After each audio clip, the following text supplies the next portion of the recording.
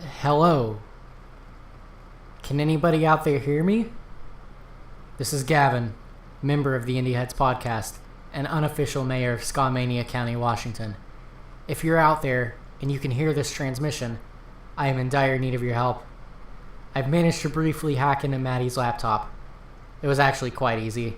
I left a bugged flash drive that was labeled Nathan for You Season 5 outside of his house, but anyway, I need your help. The Council of the Indieheads podcast elites, they've forbidden me from appearing on the podcast all month because, as you know, it is the sacred holiday of Skagast.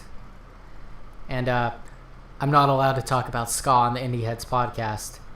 Their anti-ska motif has gone too far this time.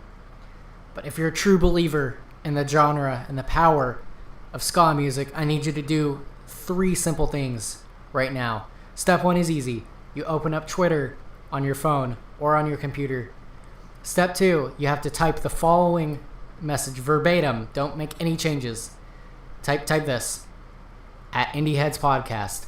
Let Gavin talk about ska, or you'll witness the wicked wrath of, and then put like 20 periods here, the Knights of Skamania.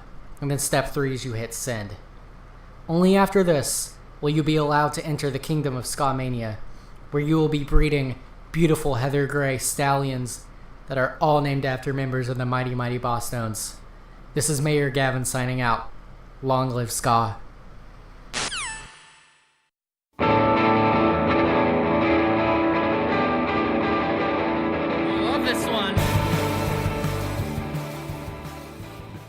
Hello, everybody, and welcome back to the Indieheads podcast. I'm your host, Matty, a.k.a. at Monrovian Prince on Twitter. On this week's pod, we have... What's up? It's Jackson, horse_jeans. Hello. Oh, we've just What been... the fuck is up, gamer? Oh, he's here. Oh, he's here. We've been invaded. We've been invaded. Are you guys recording yet? Yeah, we just started recording. You just joined in the middle of introductions. Literally, I said I'm here Jackson. to talk about Coles exclusively. That's right, welcome to the Coles cast. And they started playing Uptown Girl by that guy.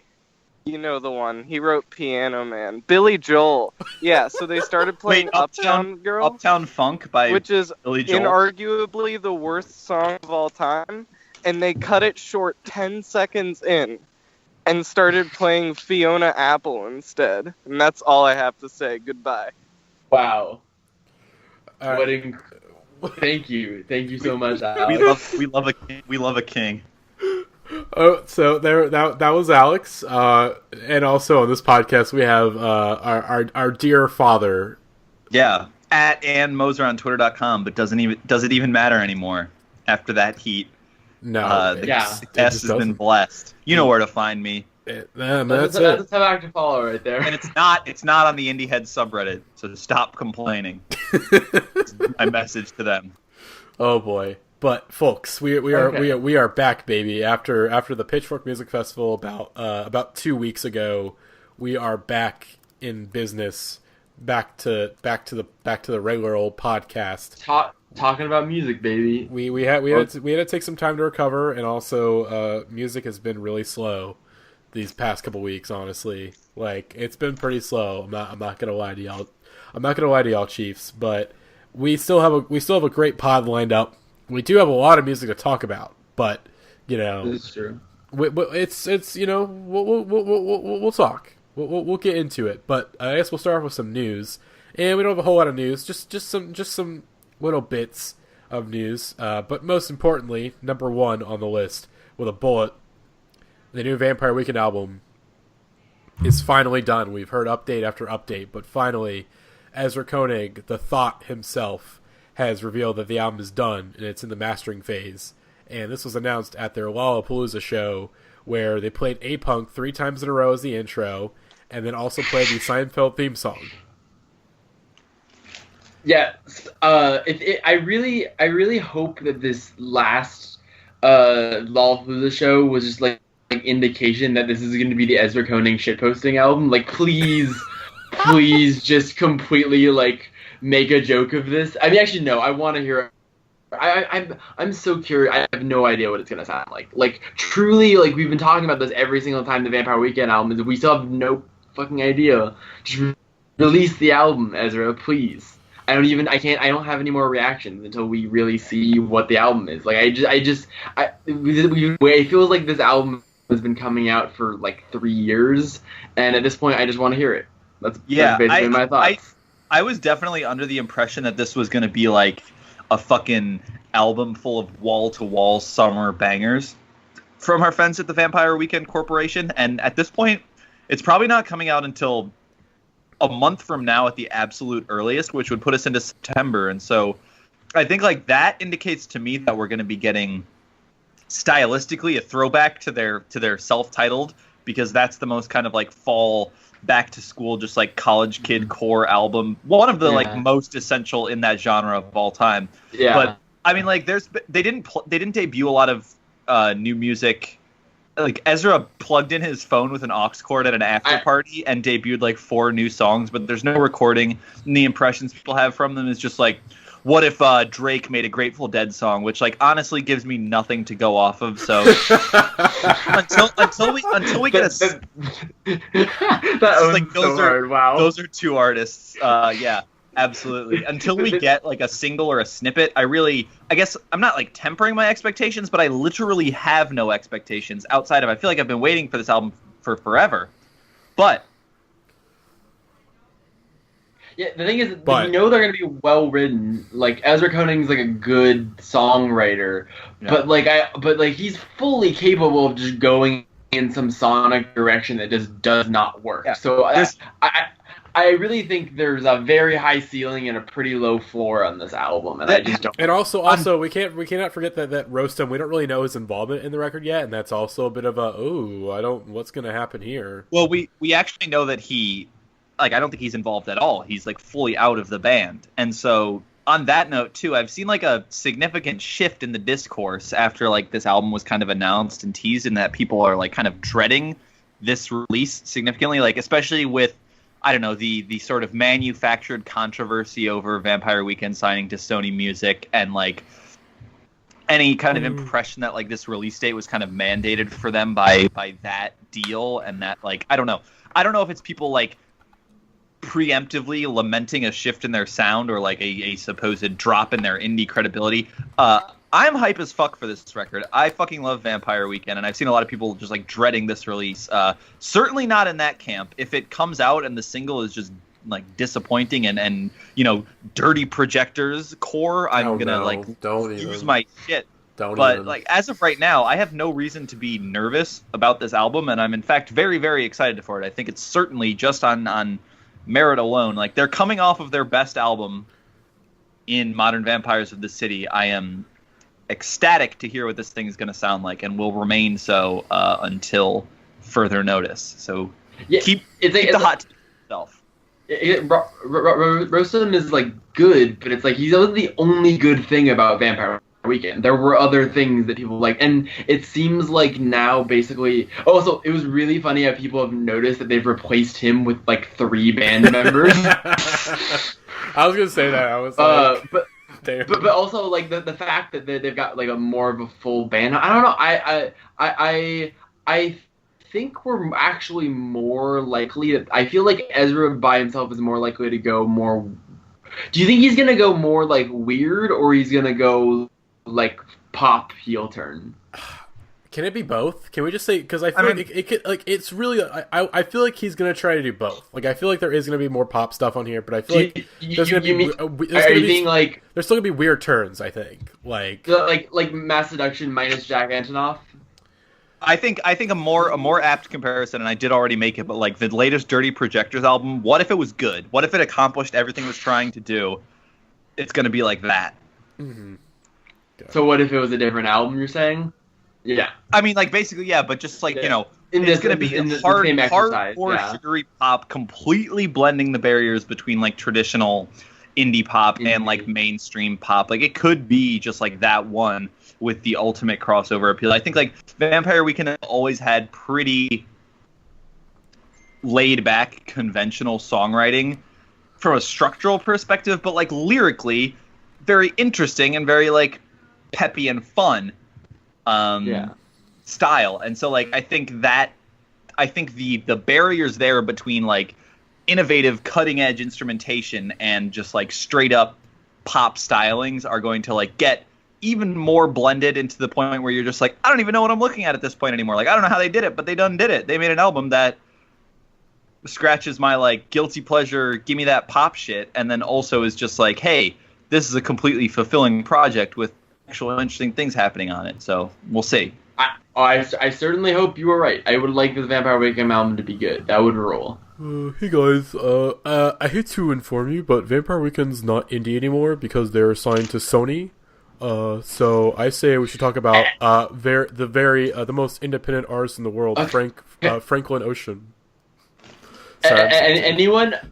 First of all, actually, Frank's the Frank being independent thing is something I don't want to get into.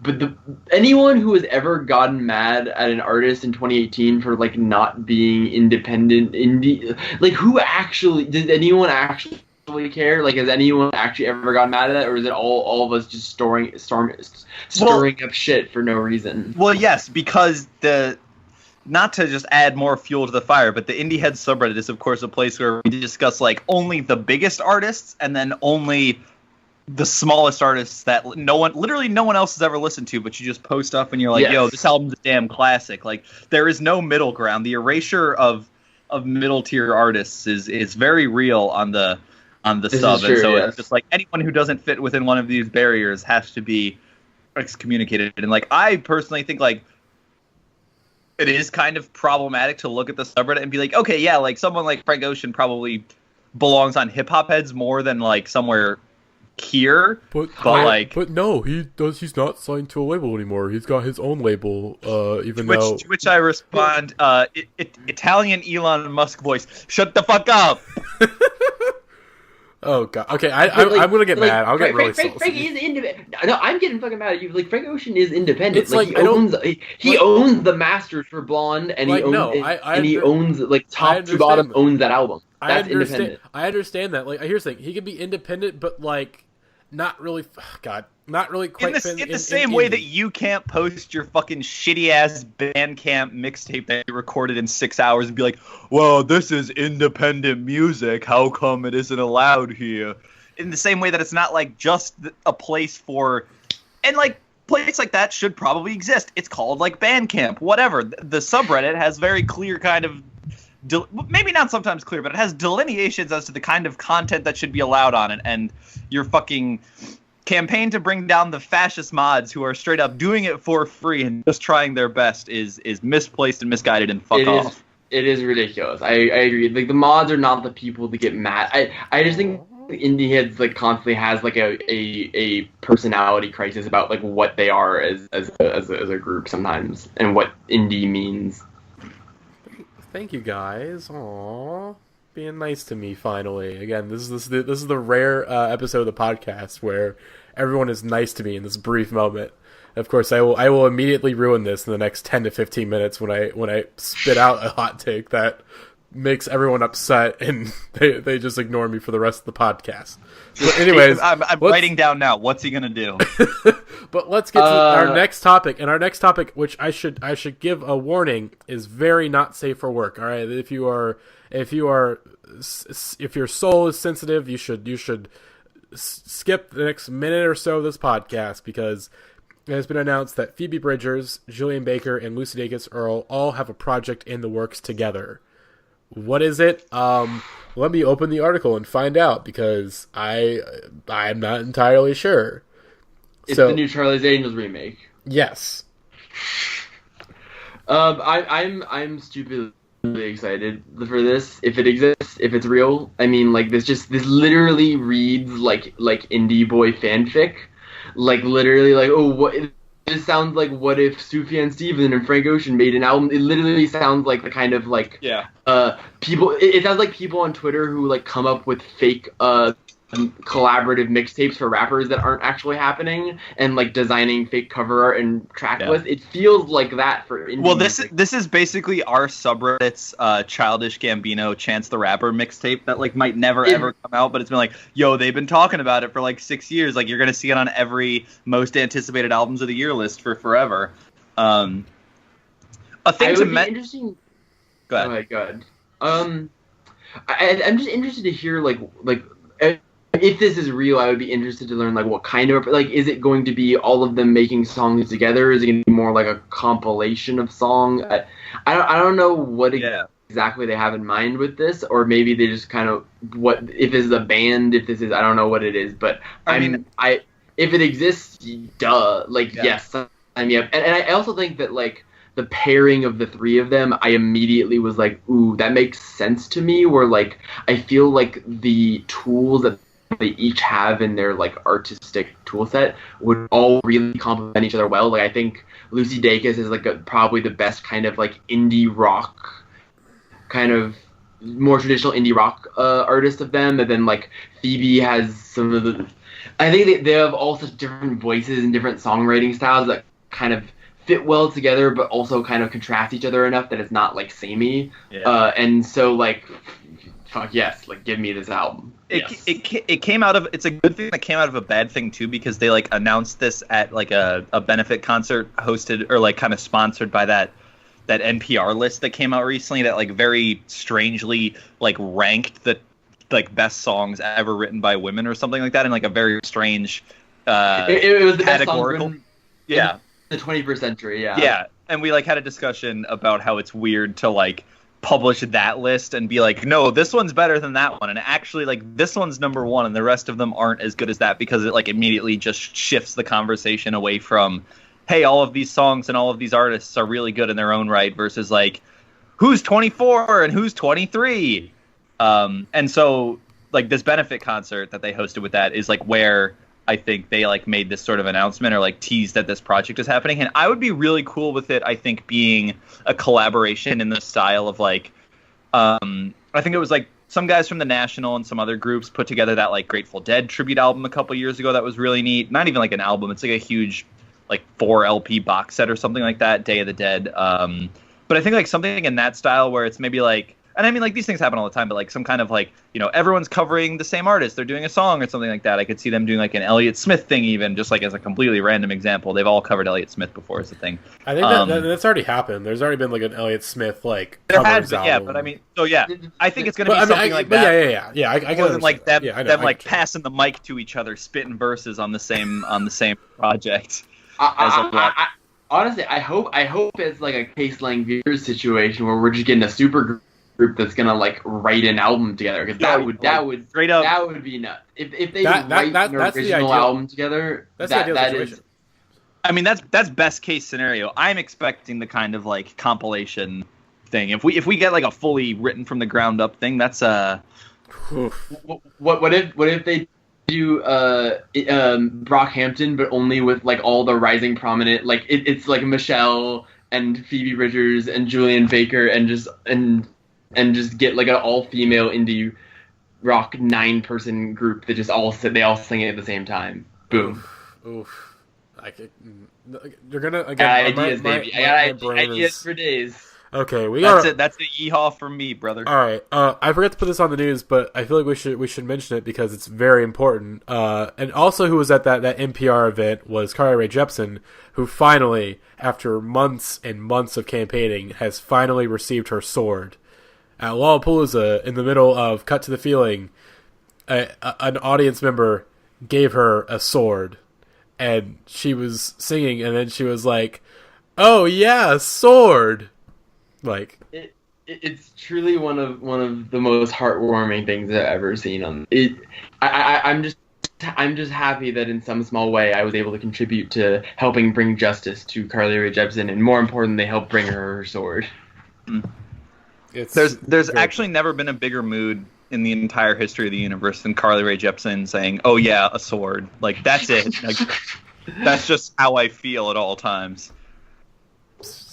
That's just very important. That just has to be put out there. But now, let's get into what we've been listening to, and this is so generally we do this sort of like us. We bounce, 2 albums and we bounce to the next person. We haven't really done this in a while, but this is a bit all over the place. It's basically going to be like it's a mixture of like what we've been listening to and a catch up. So we'll again just bear with us for this segment.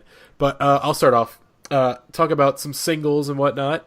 The first bit of singles I want to talk about are the 2 new Blood Orange singles that dropped a couple weeks ago, Jewelry and Charcoal Baby. And oh buddy, this shit got this Blood Orange shit got me honking like a freaking goose out here. God damn. So we'll talk about his set a bit later on in the show, but we saw him at Pitchfork this year and he was incredible live. But these new singles, baby, oh my god, especially like Charcoal Baby is great, but Jewelry is like transcendent, I'm more of Charcoal Baby Song of the Year gang of the two, but I understand. I mean, they're very different. And like Jewelry is like this incredible multi-part sort of odyssey of a song that I think is really interesting and cool, and I like it a lot. But like Charcoal Baby is like is just a perfectly crafted song, start to finish. Like it is just flawless in production, in like when the synths come in and the sax come in, it's like just forget it. Just like put me on a boat and set me out to sea. Like I'm fucking finished, fam. Just set me adrift in the ocean. I am done. But but Jewelry, as Jackson said on Twitter, and it made me flip because he's completely right. So it's like Jewelry it's sort of split into different parts, where it's sort of the intro part is sort of kind of your part for the chorus, Blood Orange, like these really nice synth work and Dev Hines' like falsetto that is like it just barely works, but that's what like why I like it so much is that like there's times where you kind of go, okay, he's not quite hitting these notes, but it doesn't really matter at the end of the day because he's just like there's so much emotion behind his music that you're like, oh, I don't care, like you don't need to sing perfectly, like you're all good, like you're good, it's good. But there's a rap part in it where Jackson was like, oh, it's like a mix of like Frank Ocean and Baby Father, and I'm like, excuse me, Jackson, excuse me, you cannot put out something, you cannot say something like this. It was not at me. It was correct. You were correct. Absolutely correct. But you should have immediately informed me instead of me finding the tweet and being like, excuse me, like real shit. Yeah, my man put up the fucking bat signal and was just like, yo, where's the death grips mention? Are we in trouble over here? Unfortunately, nothing on AJ, that's outdated. That's outdated, AJ. That's outdated. I don't care about that anymore. You'd still fucking click it. Yes, but again, but it doesn't. But you were the person who interrupted the podcast mid-podcast to let us know that Car Seat Headrest had covered a Death Grip song. Like interrupted the podcast to inform us of that news. Okay, they're on the bat signal, but it's like the second tier of the bat signal. Like again, here's the bat signal tier for me. All right, number 1, Dean Blunt. Number 2, like maybe Wilmelda. And we'll put fuck it. Tier 2, Death Grips. Tier 1, Dean Blunt. Like those are the main tiers of like the bat signal that goes, okay, real shit. And of course, Dean Blunt, you put the subsections like your Baby Fathers and your Hype Williams and whatnot. But anyways, Jewelry is fucking incredible. God, it's so fucking good. And then the end part is like really reminiscent of Blonde with the sort of the reverbed vocals and the sort of the minimal guitar work. It's like, oh yeah, like this is again like. I like Freetown Sound a lot, but I want to love it more, like I really want to love it, but like it sort of falls off a bit towards the back end, and it kind of doesn't really, it's like it starts off so strong, but just can't really just have a strong landing. But I feel like this is the one, like, okay, this is going to be like the Blood Orange album. Like I can feel it in my bones. All right. Like it's going to happen. Like this is going to be the one that's like full on. Okay. I fucking love this. Like high up album of the year status. Like I feel like this could be the one. Yeah, Freetown Sound is such a cohesive like album experience in that it can like with the exception of like a few songs can basically only be enjoyed in like start to finish context.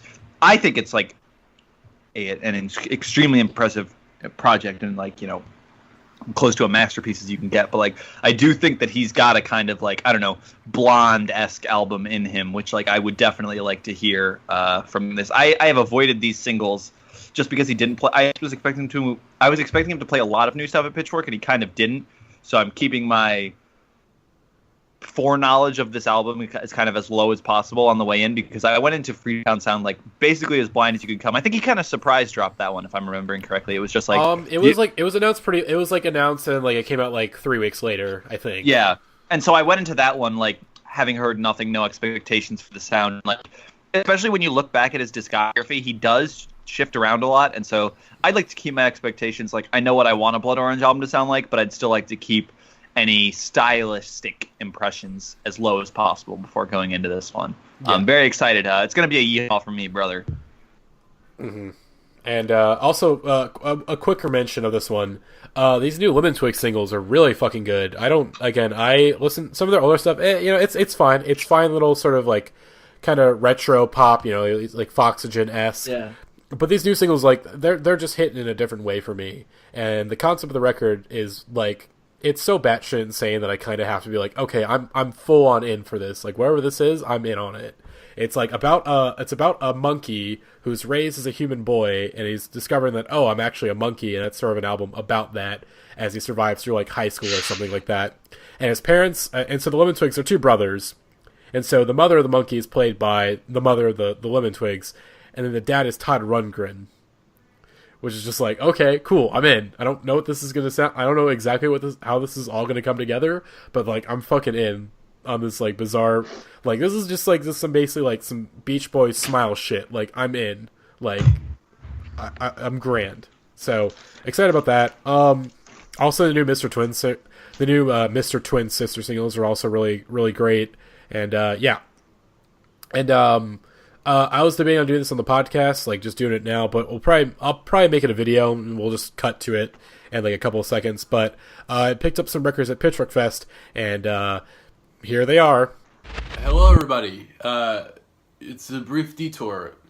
Hang on. Look, a brief detour. Pitchfork pickups. I picked up a couple of records at Pitchfork Music Festival. We didn't really get the chance to do a full-on like what's my bag video? Like, we just had people leaving, and I don't think everyone picked up enough stuff to warrant a video, I'd say. And yeah, we just didn't have time. But I have some time to talk about some of the records that I purchased at this year's festival. The first of which is it's the greatest album of all time, Japandroid's Celebration Rock. It's probably in reverse on this camera right now. At least it's reverse for me. So maybe it's going to be re-reverse. I don't know.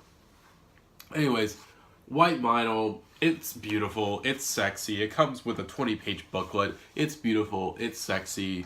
The Japandroids, they rocked my face at the Pitchfork Music Festival, but you're going to hear about that a bit later on. That's my laptop going off. You're going to hear about me talking about the damn Japandroids a bit later on in the podcast. So, wait on that. Record that I was not expecting to get at the festival, but I saw it and I had to get it because I've been getting into this record recently, and also I only have one other record that is like this color, but the debut record from Destroyer, City of Daughters. I mean, look at this shit. Look at this shit.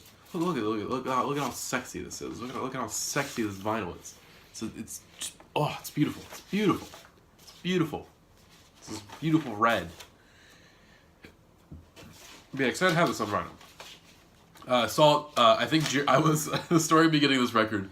I was looking through records with my friend, and we were that's kind of where we met up for the first day. Was just we just hung around the record fair before we went to go see Kelly Lee Owens, and Jeremiah saw that this was in my hands, and I'm like, Jeremiah, should I get this? And he's like, you gotta get it, brother. You gotta get it. And so I have purchased this record. Next up, oh boy, very not safe for work. The Glow Part 2 by The Microphones. I have the little casing on it. I don't feel like getting this record out. It's big, it's beefy. It's like 2 LPs, but like so you would think like, okay, this is the cover, so it's gonna look like this. No, it's actually put on its side, and then that's actually the gatefold. It's weird. Again, it's just black vinyl, nothing special there. But very glad that I finally own this on vinyl. Again, Glow Part 2. Let me keep it real with you, Chief. Got me through a very tough time when I was in Chicago, when I was kind of figuring out, what I want to do, because I hated school and whatnot, and I was just like, going through an episode. So I'm very glad that I have this on vinyl now. I was going to put this back in the casing, but I don't really have time. I will do that after this video is over. But next up, Sex and Food. No More Orchestra. It's a good record, folks. It's a good record. Look at this pink. Look at that pink. It's beautiful. It's beautiful.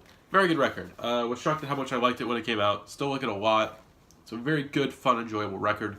Not my favorite from UMO, but still, like, hey, it's UMO. It's fucking good, brother. It's fucking good.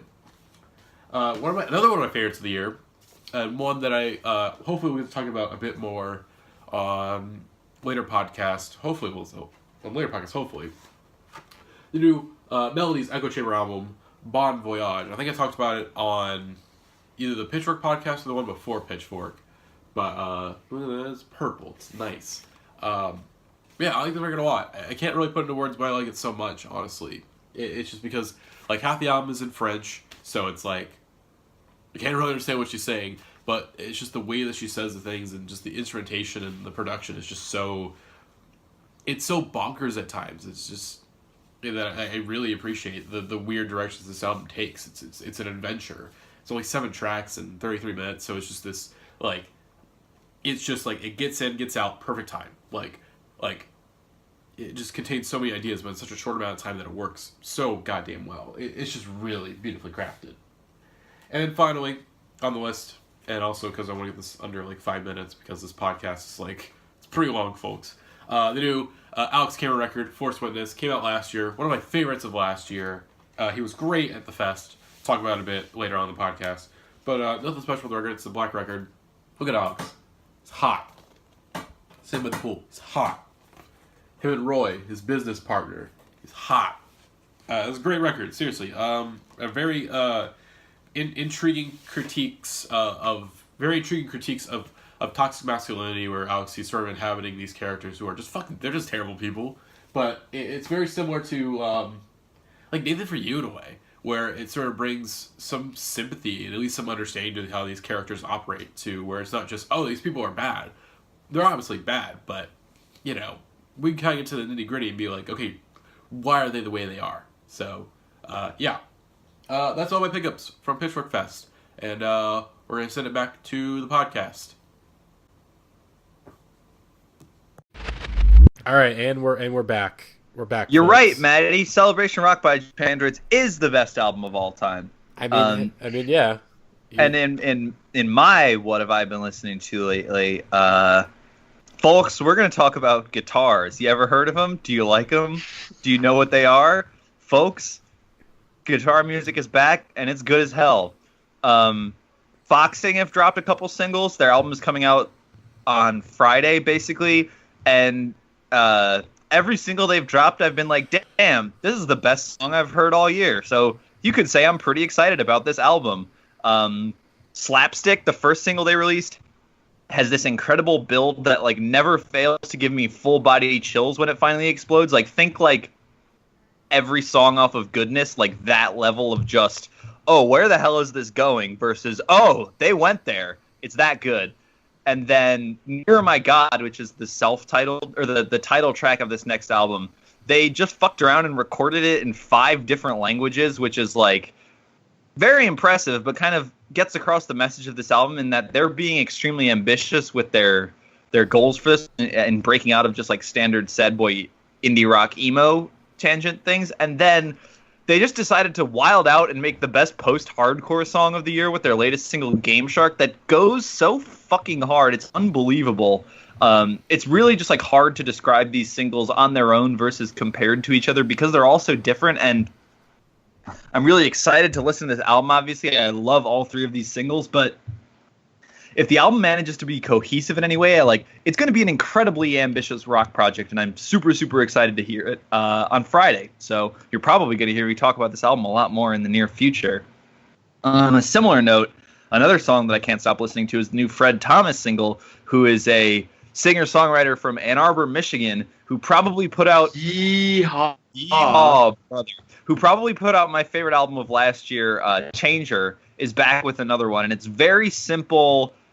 I say simple, but I don't mean it dismissively. Just guitar-driven, like, talk rock type stuff. A little like not as talk rocky as like late era Sun Kill Moon, but just in the fact that it's just like, hey, here's a driving lead guitar, and then here is just like kind of rambly rock music that still follows like chorus, verse, bridge, chorus setup. But the new single Good Times Are Gone Again is good as fuck. It's got like a more diverse instrumentation than some of the stuff on Changer did. Like there's a really cool piano intro and some really cool like ambient sections, which I actually talked to Fred about on an interview that you can find on this podcast channel from like late last year. That one's good. You should check that out. This album's going to be good as fuck.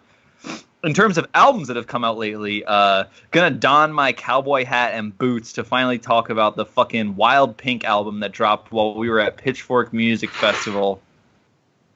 This is a fucking doozy right here. Yeah, folks, Heartland Rock is back. It's been saved. We were worried with no War on Drugs album this year that people were going to forget that guitars are good and it's fun to drink beers on the porch with your friends. But thankfully, Wild Pink swung through with an immaculately just immersive, atmospheric, glittery Midwest album. Friend of the podcast, Will Thrill, described it best when he said listening to the Wild Pink album sounds like what drinking a beer feels like. And it's just like, that's it. It's got immaculate vocals, just like such good falsetto, such good guitar leads. The album as a whole flows together so well. If you like rock music, you owe it to yourself to listen to this Wild Pink album. I cannot give it. It gets, for me, the highest of praises.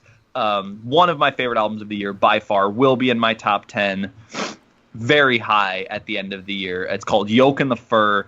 Their 2017 debut album was a lot more instrumental and a lot more psychedelic, whereas this one changes in a lot of the like weird instrumental bits for just like straight up folk influenced rock music, and it's so fucking good.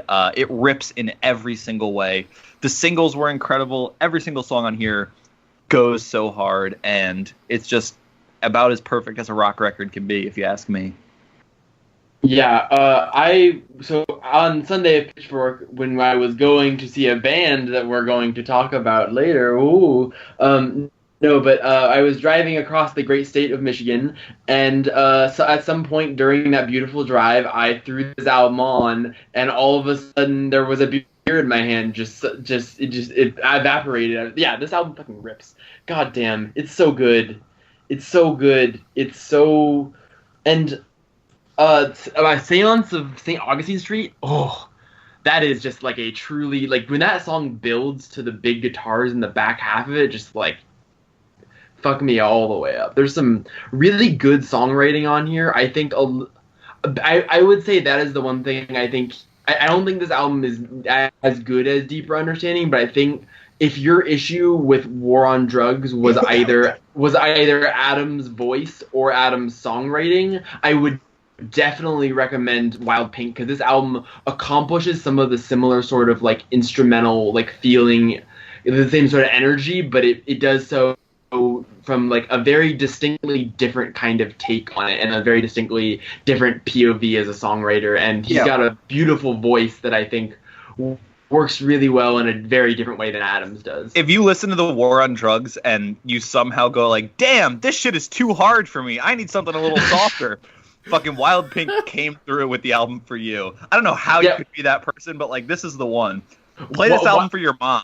Wild Pink is like if you want to listen to the War on Drugs but you're with your girlfriend, and then so you're like, okay, so we'll listen to Wild Pink. That's the compromise. Christ. Oh my god. Yeah, we've talked about this at length, but War on Drugs, as much as I do love them with all my heart, is peak like boyfriend dragging girlfriend who isn't nearly as interested in this sort of thing.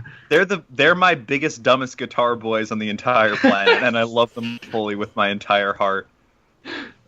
Dumber and bigger than your Japan Droids guitar boys? Different kinds of big dumb guitar boys, but like yes.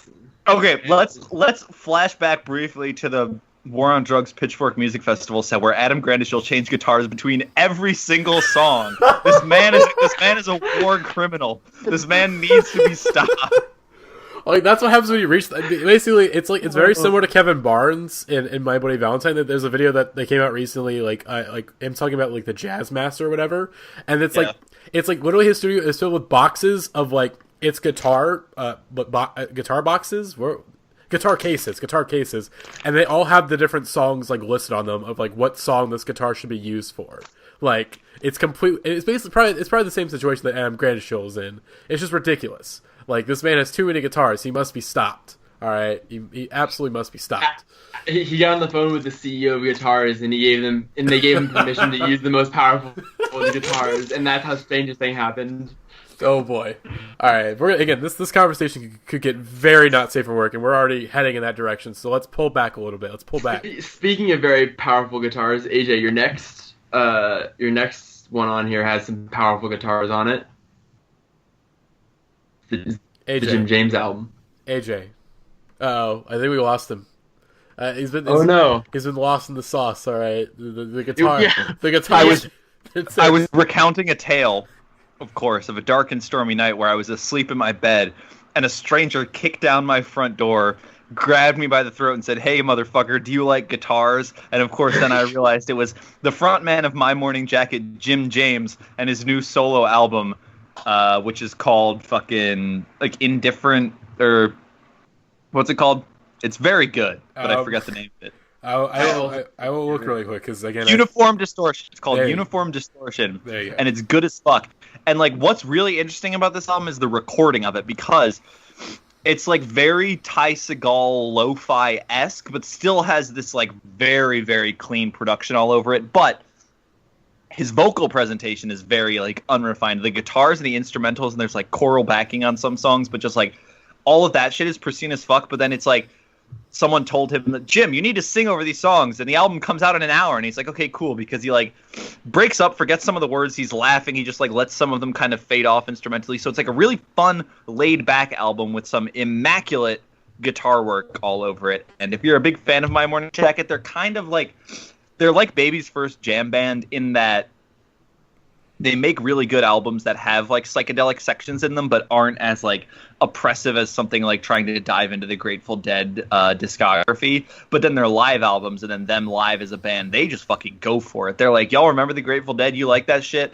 They just fucking like ball out in their live performances. And so this one is kind of the best of both worlds, in that you're like, I can see that these songs are all meant to be self-contained like ideas, but he still finds these really interesting places to like spice it up and have fun with every individual track as a piece of music, versus like, let's make this album as cohesive as possible. And I do think it definitely flows together. Another one of my favorite projects that I've heard in a while, Jim James, Uniform Distortion. It's good as fuck. And all right. Is there one more? There's one more, AJ, on your list. Oh, yeah. Quick shout out to something that doesn't have as many guitars in it, but it's still very good. The Insecure Men album, as far as I can tell, this is their self-titled debut. It's good as fuck pop music. It's catchy as shit. I saw it on someone's like overlooked albums of the year list and threw the singles on shuffle, and I was like, damn, this is groovy as fuck. It's a really good album, and I would implore anyone who likes fun R&B to check it out. Hell yeah. Speaking of stuff that's fun and good, here's what I've been listening to this week. I've been listening to the new Channel Trace EP, I think is how you say that. He is I believe Los Angeles originated, Compton I believe originated, producer as well as kind of vocalist, and basically this is a house music EP that Megan Garvey described as like Moody Man via Compton. It's basically kind of got like, it has a very sunny West Coast kind of vibe, but also taking very distinct influences from Detroit house music and techno, and it's got some just absolutely like disgusting good bass lines on it. It's got really memorable, catchy vocals. His vocal has just this incredibly great, like, deep speaking tone that just works so well for sampling on house tracks. And there's also a very memorable moment on one of the songs in which a chorus of vocals repeatedly says, "Throw some sub in that bitch," and it's a really, really great EP of house music. Definitely worth checking out if you like to dance.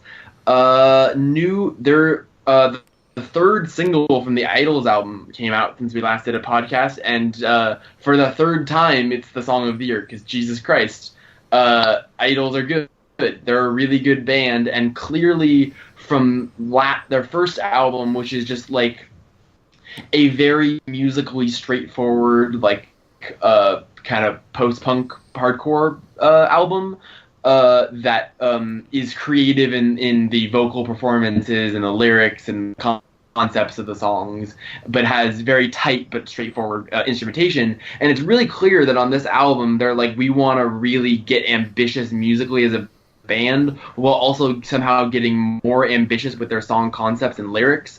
And goddamn, is Samaritans another great fucking example of them. One, doing something different musically, and two, writing just an incredible song. Like, I know Alex who's not here right now, he's somewhere in the Isles of Coals, but Alex loves this song as much as I do, and the lyrics of it are so incredible in the way that they kind of deal with masculinity and queerness, and the part at the end in which he screams, "I kissed a boy and I liked it," before the song builds to this unbelievable, like, climactic crescendo in the last 45 seconds, is just like one of my favorite moments of music I've heard this year. And the whole song as well has some really great guitars on it. It's not, I think instrumentally it's my least favorite of the three singles, but the end of the song really makes up for that, and I think it works great as another single. And goddamn, am I so excited for this Idols album. Also, bring Idols to Pitchfork 2019 so I can open the goddamn pit, because my only complaint with Pitchfork 2018 is that I did not get nearly rowdy enough, and that was partly because I missed Japan Droids on Sunday, which I am very regretful of. But in general, I need more punk at Pitchfork, and I need to get a little rowdier, and boy would Idols be a great band to do that for. Okay, a couple other things. These will be a little quicker. I have not listened to this album enough to have coherent thoughts on it, but today, Stephen Hayden and the Celebration Rock podcast, they had a little podcast where they talked about, like, sleeper albums that didn't get a lot of coverage that you should check out, that sort of thing, which kind of what we're doing now.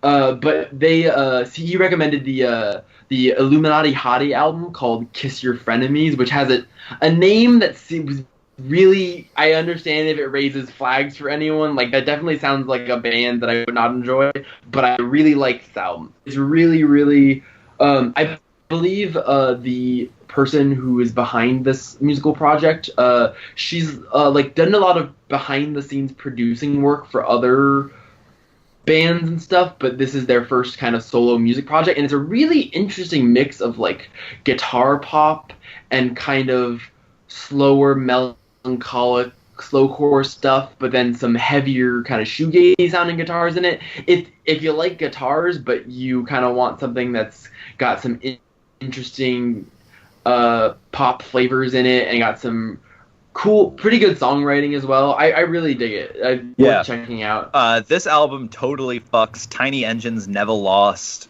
Ever Lost. Indie rock is back, baby. Yes. Also, this new Angelique Kidjo album, which is a Remain in Light cover album, is fucking wild. Yo, what? Yeah, so this is she is a I'm gonna look up specifically your country of origin because I don't want to fuck that up. But she is a, like, global pop star who literally in 2016 heard Angels of Remain in Light by Talking Heads for the first time, and is like, yo, word, this album rips. Let me do an entire cover album / remix album of this, basically reinterpreting Remain in Light as an Afro-pop album. And it is as cool as that sentence sounds like it is. She has incredible vocal performances. The band's kind of reimagining of all the songs on Remain in Light are all super unique and really great, and really, like, I love Remain in Light and I love Talking Heads with all my heart, but, like, the one critique of Talking Heads, if you're gonna have one, is that, like, their embrace of certain like Afropop aesthetics is a little cultural appropriation, white saviory at times. And I think the cool thing about this album is it takes all of those incredible the incredible songwriting of David Byrne and the kind of things that album does sonically that's so legendary, but also manages to like show how Afropop influenced it by turning it into a fully Afropop album, and like really hearing it through her like cultural lens really does kind of give you a new lens of looking at Remain in Light. And I think it's definitely worth checking out if you're a Talking Heads fan. Definitely worth checking out in general. I think it's an awesome album that is cool as shit. And one last thing is that at Pitchfork Festival, the best set of the weekend that wasn't Japanese Breakfast or Radiohead was goddamn the Zola Jesus after show for multiple reasons, one of which was the incredible Lion, who is a Chicago-based singer and producer who makes spooky-ass goth pop electronic music, and goddamn does that shit rip, folks. I have had the song Vision on like an almost constant repeat for the last 2 weeks. It is an incredible piece of gothic house music that has incredible production, really great melodies that stick in my ear, and a gorgeous, haunting fucking vocal. That is really all the way great. In the spirit of Goth Hours 2, I want to give a quick shout out to Drab Majesty, who opened for Death Heaven, and it's like they have such a fucking cool aesthetic where like their stage presence is like Daft Punk. They come out with their skin painted silver and these like neon outfits and don't speak a word, and then their music sounds like The Cure, but what if we turned the queer meter up to like 150%? Drab Majesty is good as fuck, and it's shocking to me that they opened for Death Heaven because the crowd of that show was just like the most kind of like, you know, embarrassing black metal boys that you've ever seen in your entire life, and so the fact that like Death Heaven let them open up for them was fucking incredible. But their show was wild, and their music is good as shit. So if you're into goth shit, check out Drab Majesty for sure. I love every single goth. The goths are all my friends. Goth is the brand for the rest of the year. I'm sorry, folks. Honestly, after Pitchfork, it's got. That's just where we're at. Speaking of Pitchfork Fest, as Jackson mentioned, let's do a little afterword of the Pitchfork Music Festival, which was a lot of fun this year. I had a lot of fun at Pitchfork this year. Lineup, I'll say it again.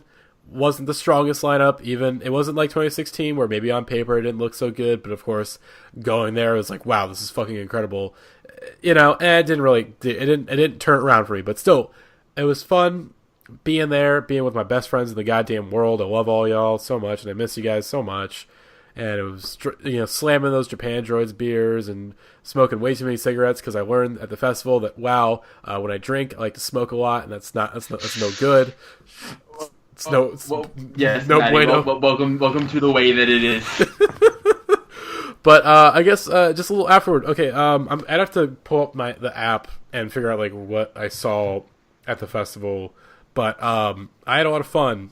Of course, as we mentioned on the IRL podcast, bit of a fucking nightmare. That first day or so was kind of a fucking nightmare dealing with that.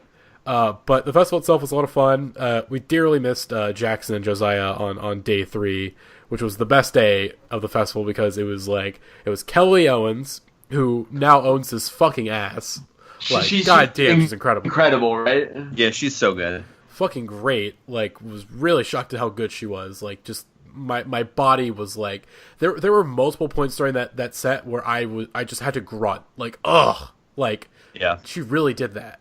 Like, incredible. And then Japanese probably the best thing about Pitchfork this year is how Blue Stage went from being like the sleeper hit to just like the objectively best stage at all times, because I finally realized that like the other two main stages are just like, they're afraid to put guitars on there, with the exception of Tame Impala, The War on Drugs, and Fleet Foxes, who are all like headliners or sub-headliners. The like absence of guitars on those stages is noteworthy, because they're like the first thing you see when you walk in. And for a lot of people, unfortunately, if they walk into a music festival and see a guitar, they're going to turn around and walk away. And so they hit a lot of the like traditional rock acts on the Blue Stage, which just meant that I could post up at the Goose Island tent, slam Japandroid's beers, and see the best bands on the lineup objectively. Like Sunday, I didn't leave the blue stage, and I didn't fucking have to because all of the best acts were on there. And just like Pitchfork, like, you're doing it for real. Next year, sell a pass that's like, hey, you can get into the festival. You can only go to the blue stage, but you can slam brews with the boys. And I'd be like, okay, cool, sign me up. Oh, Jesus. But yeah, Sunday again, like I said, Kelly Owens, and then Japanese Breakfast, who we saw the night before at Talia Hall. By the way, Mothers, who opened for Japanese Breakfast, don't sleep on that Mothers album when it comes out, folks. Like it's gonna be a fucking ripper and a half. Which I recently found out is on Anti Records. So shouts out to Mothers and Anti Records, gang gang. Again, former employee of Anti Records, Jackson Kataga, former unemployed employee of Anti Records. Yes, they have given me $0 and lots of coffee, and I love them very much. Boom. But seriously, that album's gonna rip. Both the singles are fucking incredible, and the stuff we heard live was like, this album's gonna fucking kill me. It's gonna be great. But yeah, Japanese Breakfast, again, seeing Japanese Breakfast like twice within like a 24-hour span is like, you should not do that to your body. That's very dangerous what we did. Like, AJ, like, we did some like very dangerous stuff, but we survived. The entire weekend was a bender. Yes, 100%. It's all good. I mean, I might have like entirely peaked as a human being during the Dreams cover. Like, yep. I really think that was as good as it gets right there. Was jumping up and down like a goddamn madman with AJ singing every damn word of Dreams by the Cranberries. Because like, it slaps. I'm here to wild out, and I'm gonna do it. Christ. Oh, so yeah. So J-Bag was great. God, again, like third time, fourth time in general, and like third time within like a month span of seeing them. Still great as ever. Michelle Zauner is the queen of the Indieheads podcast, and she will never be replaced. She's on that throne forever. That group will only continue to get bigger, and it just warms my heart because it's just like the best success story of all time. And in the modern indie landscape. Oh yeah, of course. And also after that set was Alex Cameron, who was fucking incredible. Also, because the first time I saw him was like, I think like over a year. It was either over a year ago or sometime in 2016, because he was opening for Whitney, and like it's literally like, so now he has like a full band, but before it was literally just like, it's just him and like some sort of like drum machine that plays the backing tracks, and then Roy Malloy, his business partner and collaborator on the saxophone. Just them on stage, just those two guys. But now they have like a full band. They sound fucking fantastic. And Force Witness is a great fucking album, as I mentioned in my Pitchfork pickup catch-up thing video that which we all heard. Which we all heard, obviously. And I'm not going to record it after we do this podcast. But again, he was great live. Roy reviewing his stool was great. Those dry Australian boys, I love them to death. They're great. And then after that set was Sandy Alex G, who I've been wanting to see for a while now, probably for like over a year now, because I missed him when he came to Chicago when I was living there. And he was fucking great. Although, like, there was a bit of an emergency towards the end of that set where I lost our Airbnb keys, but I got him back, so no worries about that. So I had to miss part of his set, but still, he was great live. The pit went off during Brick, which was as expected, and it was great. And shouts out to the Sandy Man real quick. I think they literally, like, if I remember correctly, like, I think you or someone else told me that, like he was going to play, like, one more song, and then they just told him, like, no, you have to get off the stage. And he's like, okay, bye, guys. Because, like, he plays, like, did you see him when he was in Williamsburg, AJ? Yeah. And, like, they played, like, an hour and a half set, right? Yep, it was good as fuck. Like, at least, like, the back end of the set was just them, like, taking requests from the crowd, pretty much, right? Because, like, yeah, the band said, he was like, "What do you want to hear?" And they'd be like, "This," and he'd be like, "No, but I'll do something else." Oh yeah, that was also the set where they broke a string and then they played "You've Got a Friend in Me" like 3 times in a row. That's correct. Christ. Yep.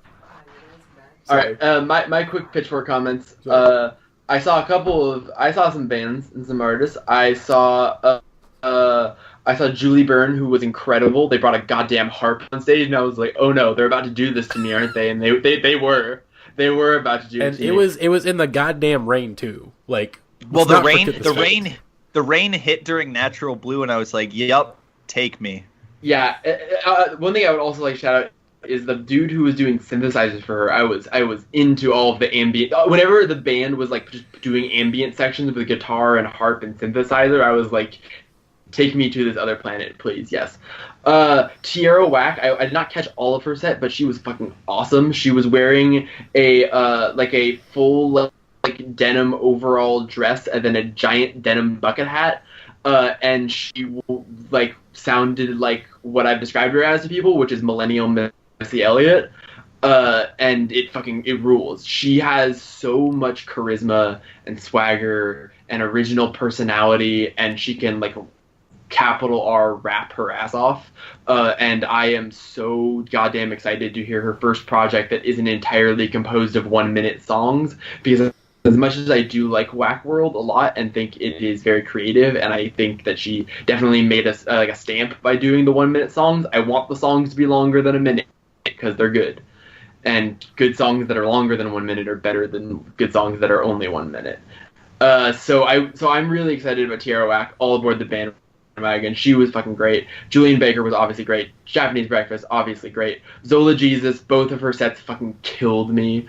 Oh my god, she's so damn good live, especially her set at the Empty Bottle was like pure incredible magic. And also I would like to give one more shout out to the War on Drugs for being good at guitars, the best, some might say. And yeah, that was some of my highlights from Pitchfork.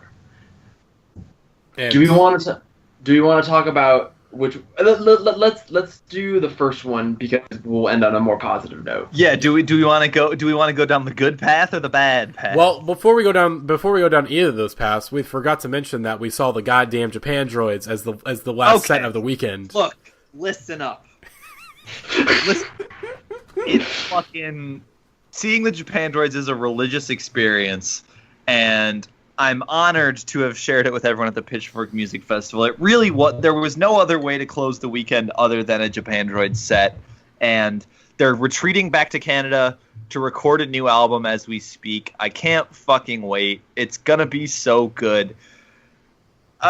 I need to go into hibernation after seeing the Japan droids for a very long time and recharge my batteries. And it was only recently that I felt fully back to 100% after this Japan droid show, because I went so goddamn hard in the pit that I redefined my personal brand and overpowered my Super Saiyan levels to astronomical heights. They're the best band in the fucking world. The Japan droids own my entire ass. Good night. That's about all I have to say. He had a Japan droid beer in one hand, World's Beautiful Place to Die shirt on his chest, power levels infinite, Japan droids playing. Yeah. Wait, no. Probably the best part of the Japan droid set was like, it was kind of in the middle of like the first song and then the second song that they did. I spotted a young Ian Cohen backstage. Sorry. And I pointed at him, and he recognized me pointing at him, and then I put up my hands in a sign language formation, flashed him an 8.1, and then he laughed and walked away. That is king. Real recognizes real. I finally met my father. That is incredible.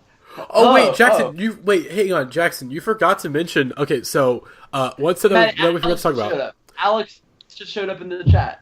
Matty. That's what I was saying. Oh, as in like Alex is here. I was gonna mention Blood Orange, and he was a great set. You guys saw Chance the Rapper while you're going to the bathroom. Oh, that's right. Oh yeah, that's right.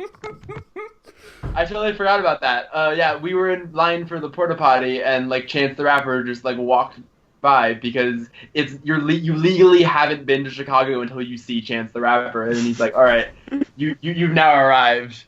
Yeah. And we were like, that's him. He was wearing a different hat that didn't have a 3 on it, so we were like, that's him. And it was him. I wasn't 100% sure because he had different facial hair look than I had seen, but then I looked at his Instagram and I saw that it was 110% him. Oh, and then you saw we met Alphonse or at Alpier like afterwards during the Blood Orange set. But shouts out to Alphonse. Okay. Real quick. Great. Okay. Yeah. We meet Alphonse, and then like 1 week later he gets hired as a Pitchfork writer. Coincidence? Don't think so. That's right. The brand is strong. Shout out to Alphonse. He's a great writer, and Pitchfork needed more good rap writers. So I'm excited to read him on the site. Yeah, Pitchfork was a lot of fun. And since Alex is here, do we want to skip to the third topic? Because he did want to say that he wanted to jump in for our last. So we'll end with that which shall not be named, and instead we will talk about another concert experience that we all had recently, except for Matty. They say that the boys are back in town, but the boys have never truly been back in town until Radiohead's summer 2018 tour, which several of members of the podcast were lucky enough to attend. See, the thing is that for years, Radiohead have been begging, please lift the sanctions on our set list, but the Geneva Conventions were like, no. That's right. Yeah. You can't play that many. You can't play that many Goat Radiohead. Here's the fucking thing. In one set list. It's something that.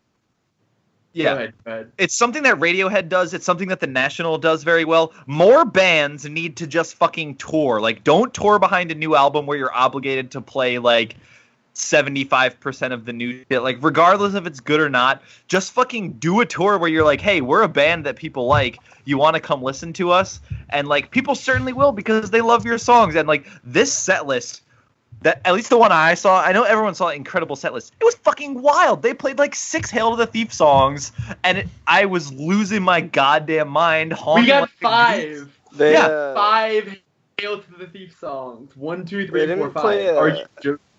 A heavy concentration of Hail to the Thief songs at the show Jared and I went to, but they did play A Wolf at the Door. Yeah, okay. Which I've That's wanted fucked to up. see forever, and before this tour, they had only played it like 14 times. Yeah, I am extreme I have extreme jealousy of that show because like my friend who recently moved to Boston, but before he moved to Boston, we had plans to see them at Madison Square Garden. So then he came and saw them, and he was like, damn, dude, Radiohead really are the best band of all time. And I was like, it'd be like that sometimes. He's like, I'm also going to go see them in Boston.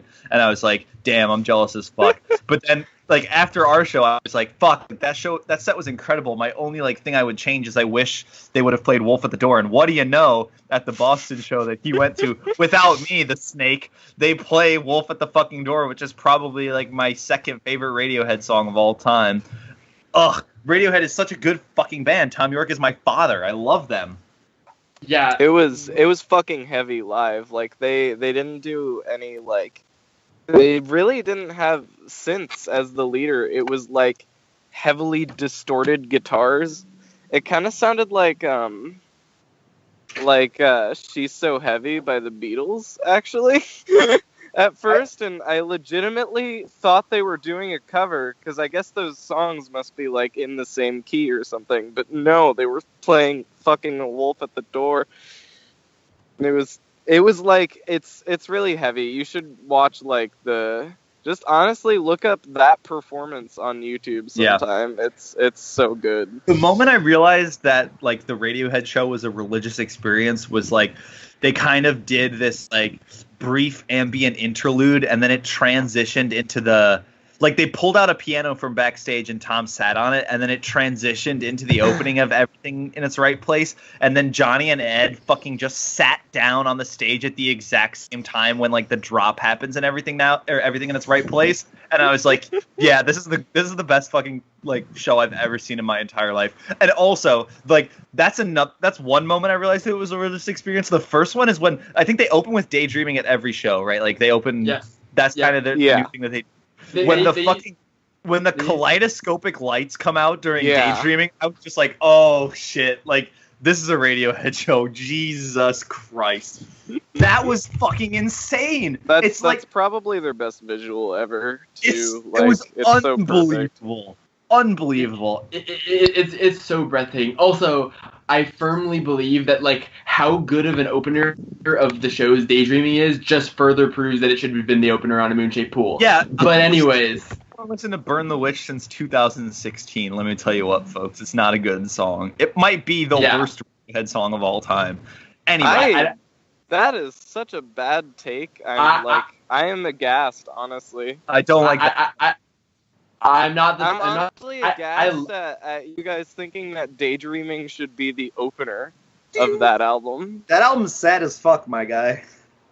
And fucking... the ambient intro to Daydreaming would be such a cool way to start the album. The way that the piano just kind of like starts to crystallize out of like ambient nothingness. Like that would just be such a cool way for a Radiohead album. Yeah, Never had but... I know.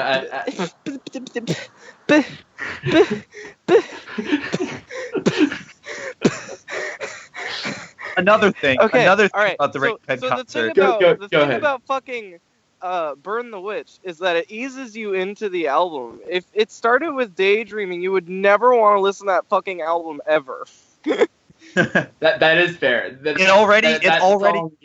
already closes with True Love Waits, and like every time I look at the cover for a Moonshaped Pool, I'm like, nah, Chief, this ain't it. Like, not today. I can't do it. I'm not strong enough. See, Burn the Witch is such a banger that I'll like listen to that song and then I'll listen to the whole album. And it's disingenuous. Great. It's Thom Yorke trickster mode engaged, where he's like, "Hey, listen to this song. It's like kind of fun and kind of catchy and a little edgy. Wouldn't it be cool if we did an album like that?" And I'm like, "I'd listen to that album." And then he's like, "Yo, y'all ever heard about depression?" And I'm like, "Damn, Thom, you did it to him." It does actually. Burn the Witch fits surprisingly well with the album's themes, like talking about infidelity and like just the collapse and crumbling of his relationship, and also cancer. Also, you know what I realized recently? So at the shows, they were selling knit blankets that were just the cover art of a moon-shaped pool, and it makes the art less smooth. And I bought the knit blanket, because fuck yeah. And I was looking at it, and that album cover is fucking cancer cells. Well, yeah. They're cancer. I've never noticed that before. So that was the first time I picked up on that. Yep. Like, really upset.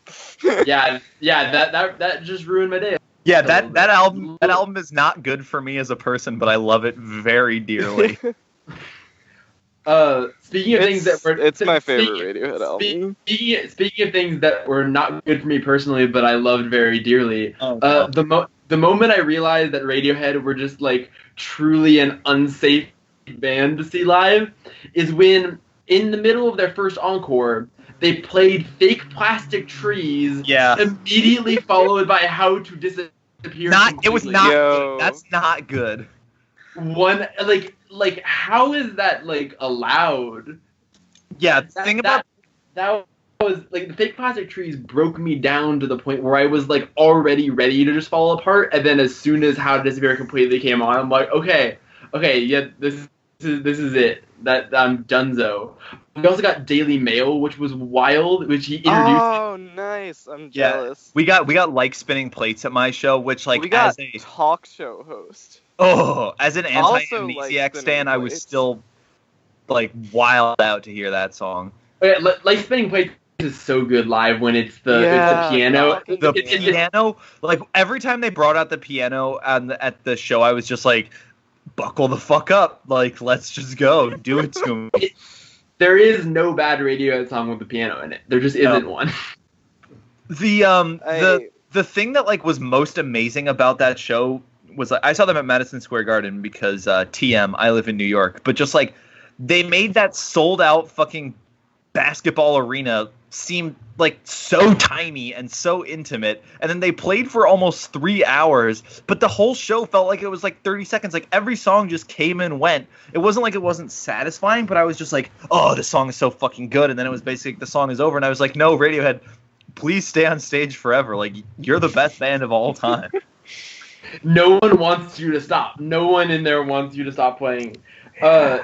Also, my last encore was extremely NSFW because it was the Ben's Weird Fishes Karma Police. Oh, they closed with the Bens for me, and I was just like, how the fuck are you gonna do that? What did they close with? They closed with a sing along. They did sing along Karma Police for us, like with a full like acapella, everyone singing outro. It was great. Oh, I remember at my first Radiohead show, they closed with Creep, which was incredible. It was also the first time they played it since 2009. Oh my god, you were at that show? Yeah, at the MSG second date in 2016. Yeah, It was that was that's also when they absolutely played wild. Let Down for the second time in like Oh. over a decade. Yeah, Which I was remember brutal. seeing the video of them playing Let Down that time in Madison Square Garden, and like people made like sounds like they had just seen a relative get shot. It wasn't even like excitement. It was like panic, and it was like a mix between like shock, panic, fear, desperation, and like pure unbridled joy. It was it was just like pure emotion just escaping people's mouths involuntarily. It was incredible. Yeah, Radiohead are a good band. I will admit, like as they were about to play Karma Police, like I figured they were probably gonna close with Karma Police, but also part of me was like fingers crossed, hoping they would play Creep with all of my heart. I really do. I mean, Creep kind of like it's not the best Radiohead song, but like, is it? Like, I know this is like kind of either a normie take or an irony boy take, but then like the real true Galaxy Brain level is sincerely thinking Creep might be the best Radiohead song because like it kind of is. It's a great I was sing-along. I was I was at war with myself, going like, I want them to play True Love Waits, but also I'll die if they play True Love Waits. I don't think they ever will anymore. Like it's just it's too complicated. I think. Yeah. I mean, I would like them to. Cause I would really like to see how they perform that song live. Whether they performed it as a guitar song or as a piano song. I mean, yeah, because the thing was, for years it was the song that Radiohead would do live and like will probably never record, and now it's like, okay, they recorded it, they put it in that context, and now they're never. Now they'll it probably live. never do it live again, and Yeah. it's like, holy moly, God. that song is very good. Also, You know what the you two know what I radio- learned? Go ahead. Actually, Go Jackson, ahead. you go first. I learned two things. I learned that people who say Separator is one of the best Radiohead closers of all time actually aren't crazy. It's kind of amazing and incredible, and I don't know why I never realized how because it has a way of like sneaking up on you where you're like listening, you're like, oh, this is pleasant, and all of a sudden you're like, wait, what? How did we get here? And yeah, that was really incredible live. And also I was like, wait, Where I End and You Begin is just like the best song on Hail to the Thief. Like, why did I ever have an opinion that wasn't this?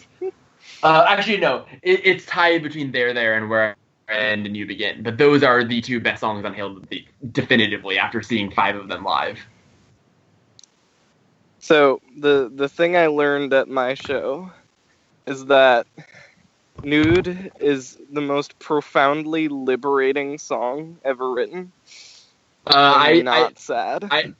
I found that I cried the entire time he was playing Nude, so I did not find a similar thing. So when I was a teen, I thought that the lines, "Don't get any big ideas, they're not gonna happen," were sad. But as an adult, that's just so fucking relieving to hear. I absolutely get that. There is definitely like a very like Zen Buddhist interpretation of Nude. Like, yeah, don't get any bad ideas, not gonna happen. You're gonna go to hell for what your dirty mind is thinking. Just yeah, I definitely. But like also, it when he hits the high note, like my body is just like, I don't care. Is that the song where he says like? Is that the one where he says "in rainbows" like backwards or like very high? No, that's Reckoner. That's right. Okay. Yes. During the Bridge of Reckoner. Oh, that was my only my literal only complaint about the show was that I didn't get Let Down or Reckoner, but I also got 3 of. I got Weird Fishes, Nude, and How to Disappear, which are 3 of my 5 favorites. Yeah. Literally cannot complain. I was bummed that I didn't get a Separator again or How to Disappear again, but I did get The Tourist, which I had been praying for. Jesus! Thank you, Christ! Oh my god! Holy shit! The Tourist live truly would have been. I mean, the Tourist. Every time I listen to the Tourist is like, "Hey, you like weed?" I'm like, "Hell yes, I do, buddy." That's my review of The Tourist by Radiohead. God damn that song. The Tourist is literally like so at some point in their career, it's like, okay, let's take a real quick detour to make the best Pink Floyd song, and then never make a Pink Floyd song ever again. The Tourist is my favorite Pink Floyd song, and I like Pink Floyd a lot. The Tourist is Y'all Mind If I, and then just never again.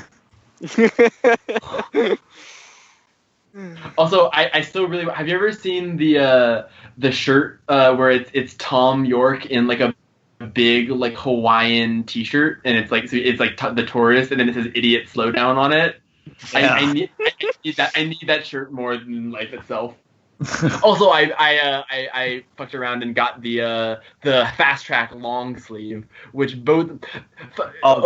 Shouts out to my partner in crime, Josiah, who attended the Radiohead show with me and literally called his mom in the middle of the show to tell her, I only have enough money in my bank account for gas or a Radiohead shirt. Can you please send me some money so I can get a Radiohead shirt and also come home?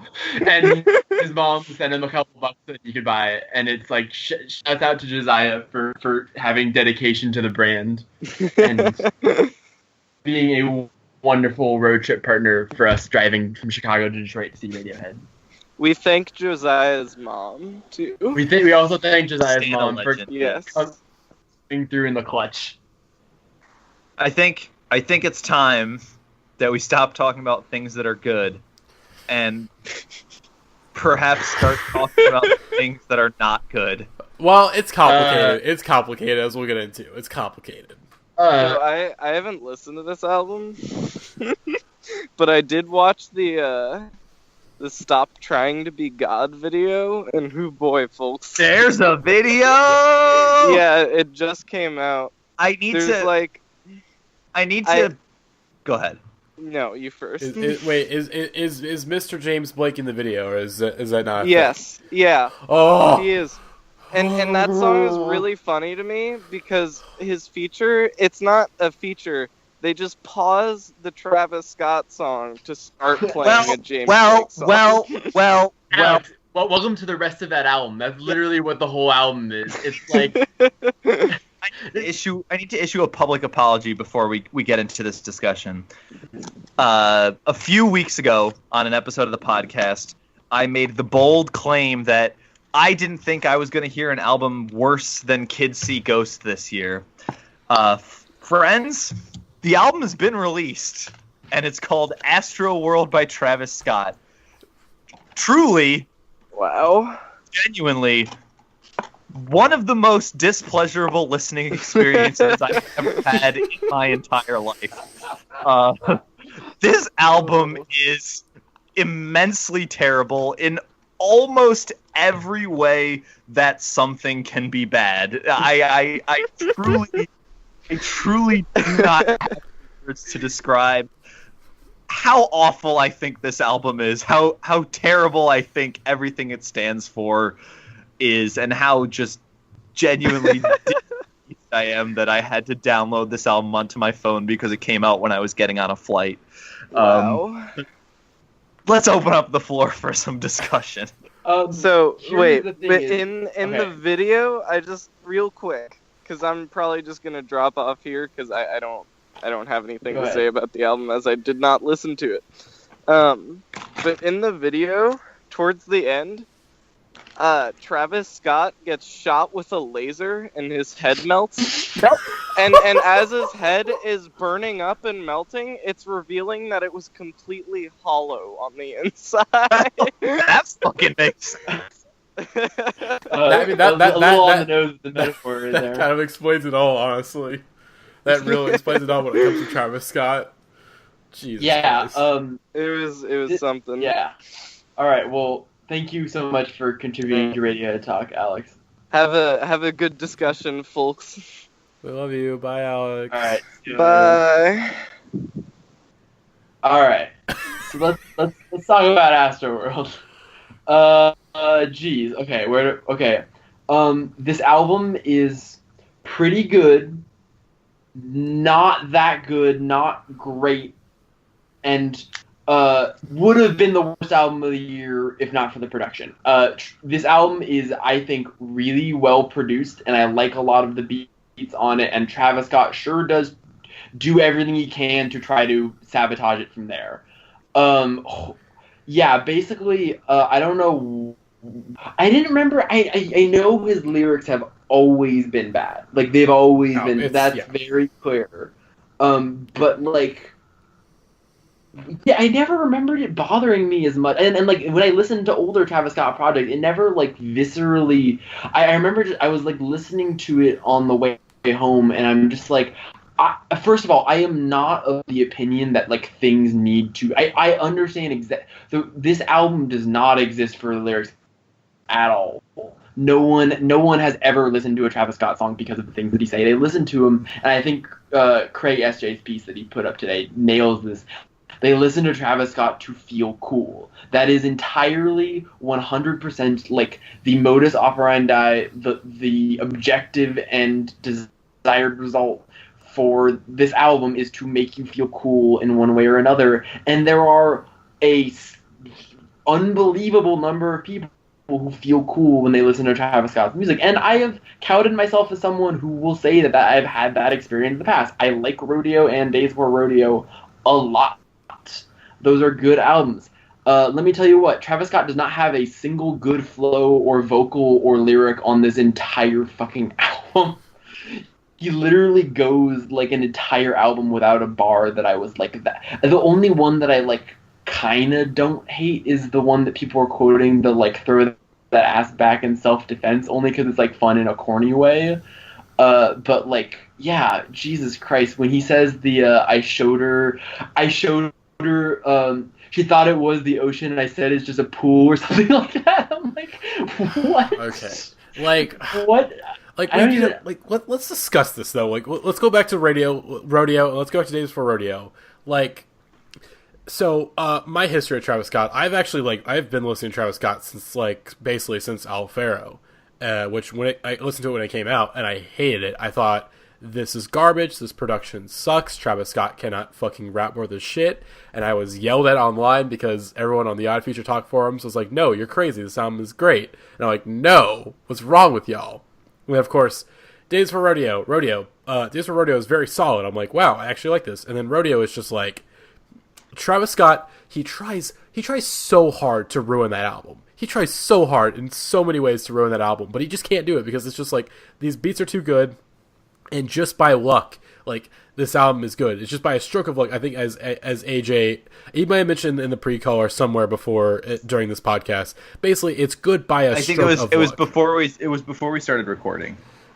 It just Rodeo is an album that just somehow works. All right, like, it just somehow works, just spectacularly. But I also think that Travis, like obviously there's never been a period where I'm like, wow, Travis Scott is an incredible rapper, but like, oh, no. Travis Scott used to be he's very good at understanding, like, what his vocal needs to accomplish for the song in terms of setting a certain mood, and he's very good at, like, crudely accomplishing that goal, but it just seems like there's so much less precision with it now than it used to be. Like, it really, a lot of points on here, it feels like someone doing a Travis Scott impersonation more than it ever even feels like what Travis Scott actually is.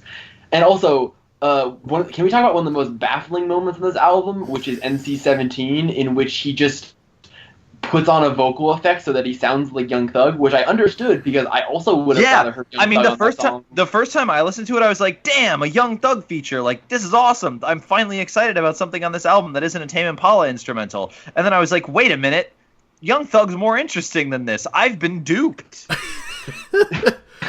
Okay, no, I was unfortunately tipped off to it because someone mentioned the sounding like Young Thug on NC-17, and I was like listening to it. I was like, I also would rather Young Thug be on this beat, so I understand. But like, it seemed really weird that on one album there's one song where he does a Young Thug impersonation. There's another song which features Gunna, who I like a lot, but is like uncannily similar to Young Thug in vocal delivery, and then manages to not have a single actual Young Thug feature on your project. Like, the single best part of any Travis Scott album is the inevitable Young Thug feature, because Travis Scott's production brings out a lot in Young Thug, and then Travis Scott manages to not ruin the song, and then you get Pick Up the Phone, which is the song of the summer for eternity.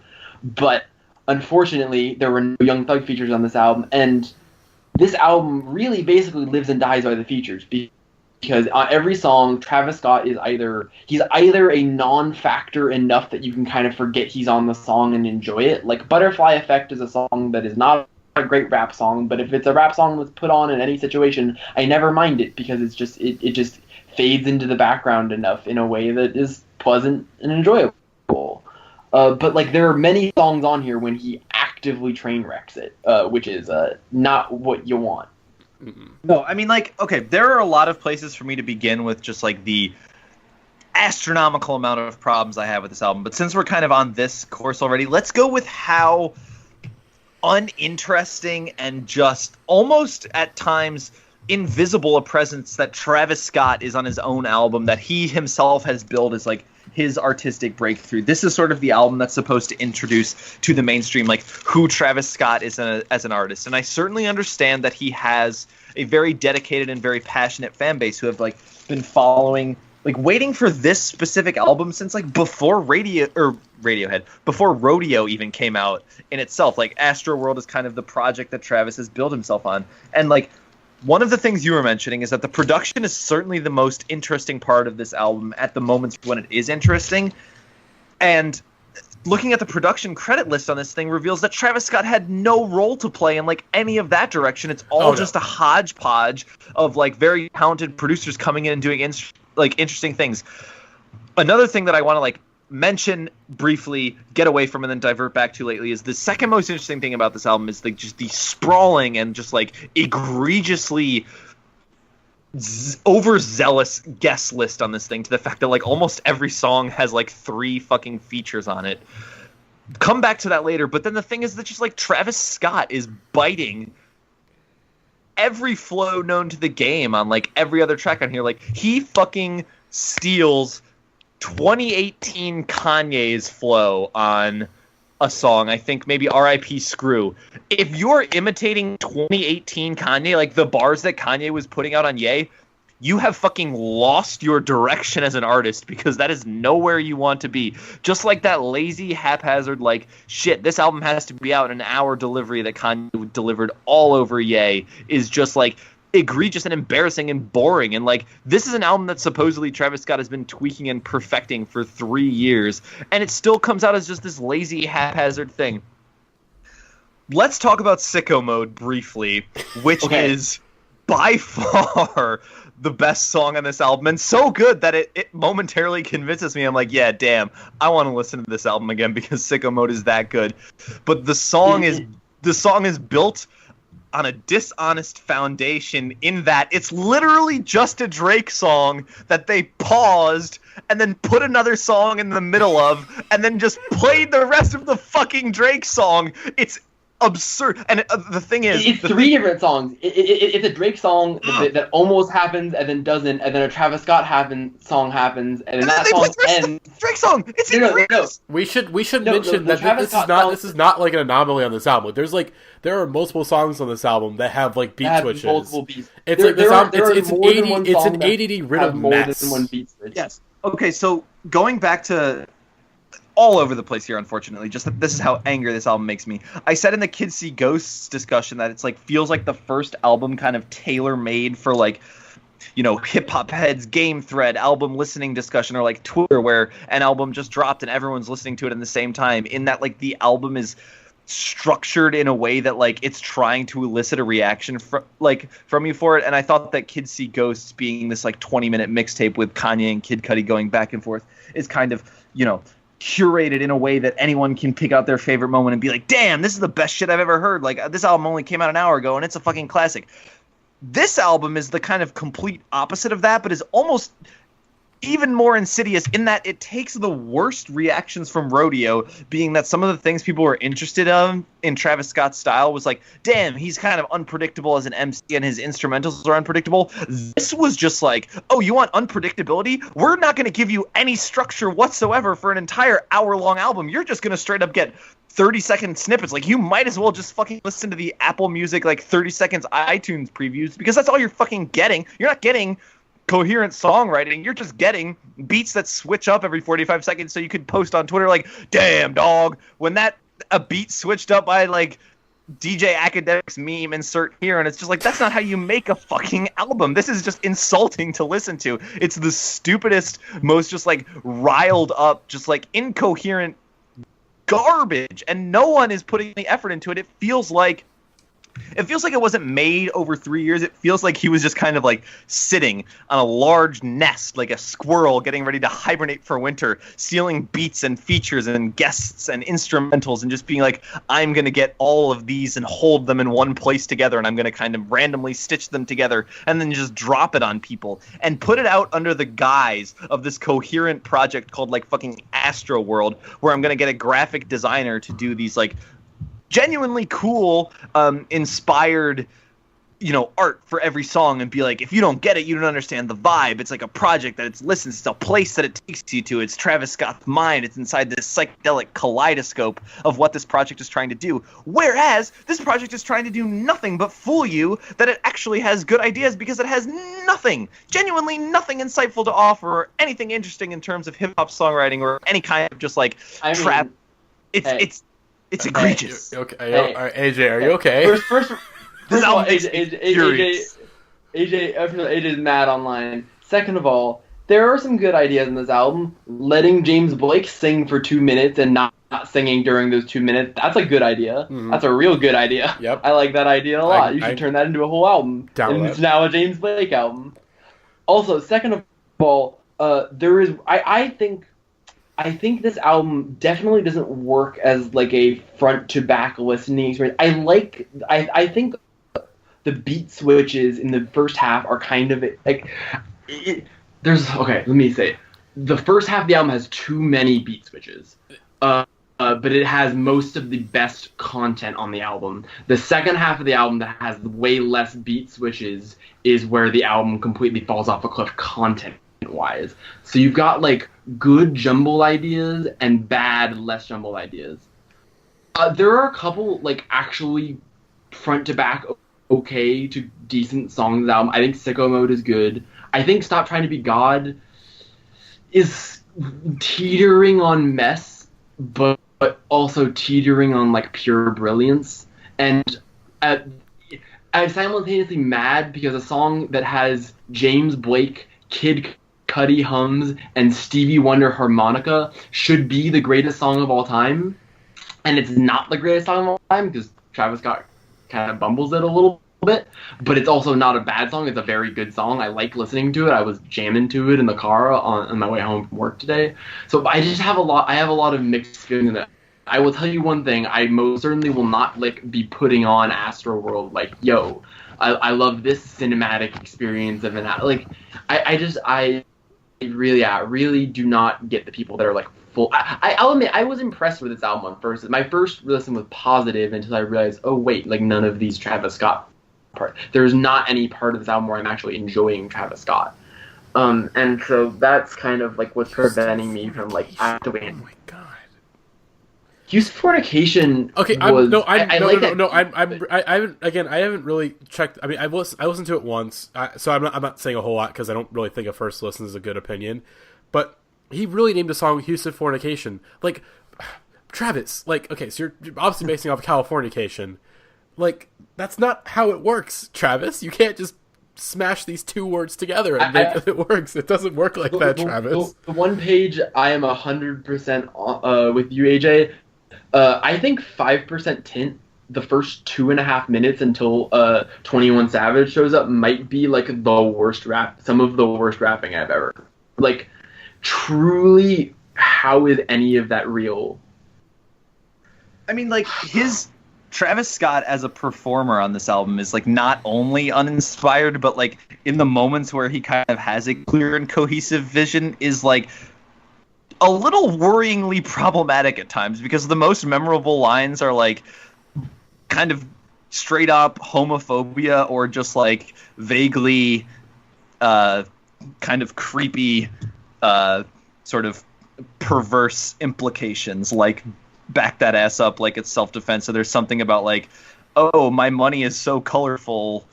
I forget what that line is specifically, but it's just this kind of like strangely homophobic lyric, which is like not the conversation I'm here to have right now about this Travis Scott album. I have a lot of other problems about it that I can very more clearly vocalize in this instance. Oh yeah, we should mention. I'm gonna mention. Of course, there was a video that came out of him on stage, just blurting out the F word like a madman, and basically just very homophobic. And then of course there was the cover of the deluxe edition of Astroworld, which took out a trans model on the original. There was an original photo that had a trans model in it, and then of course on the photo that Travis posted on his Instagram, the trans model was erased from the cover.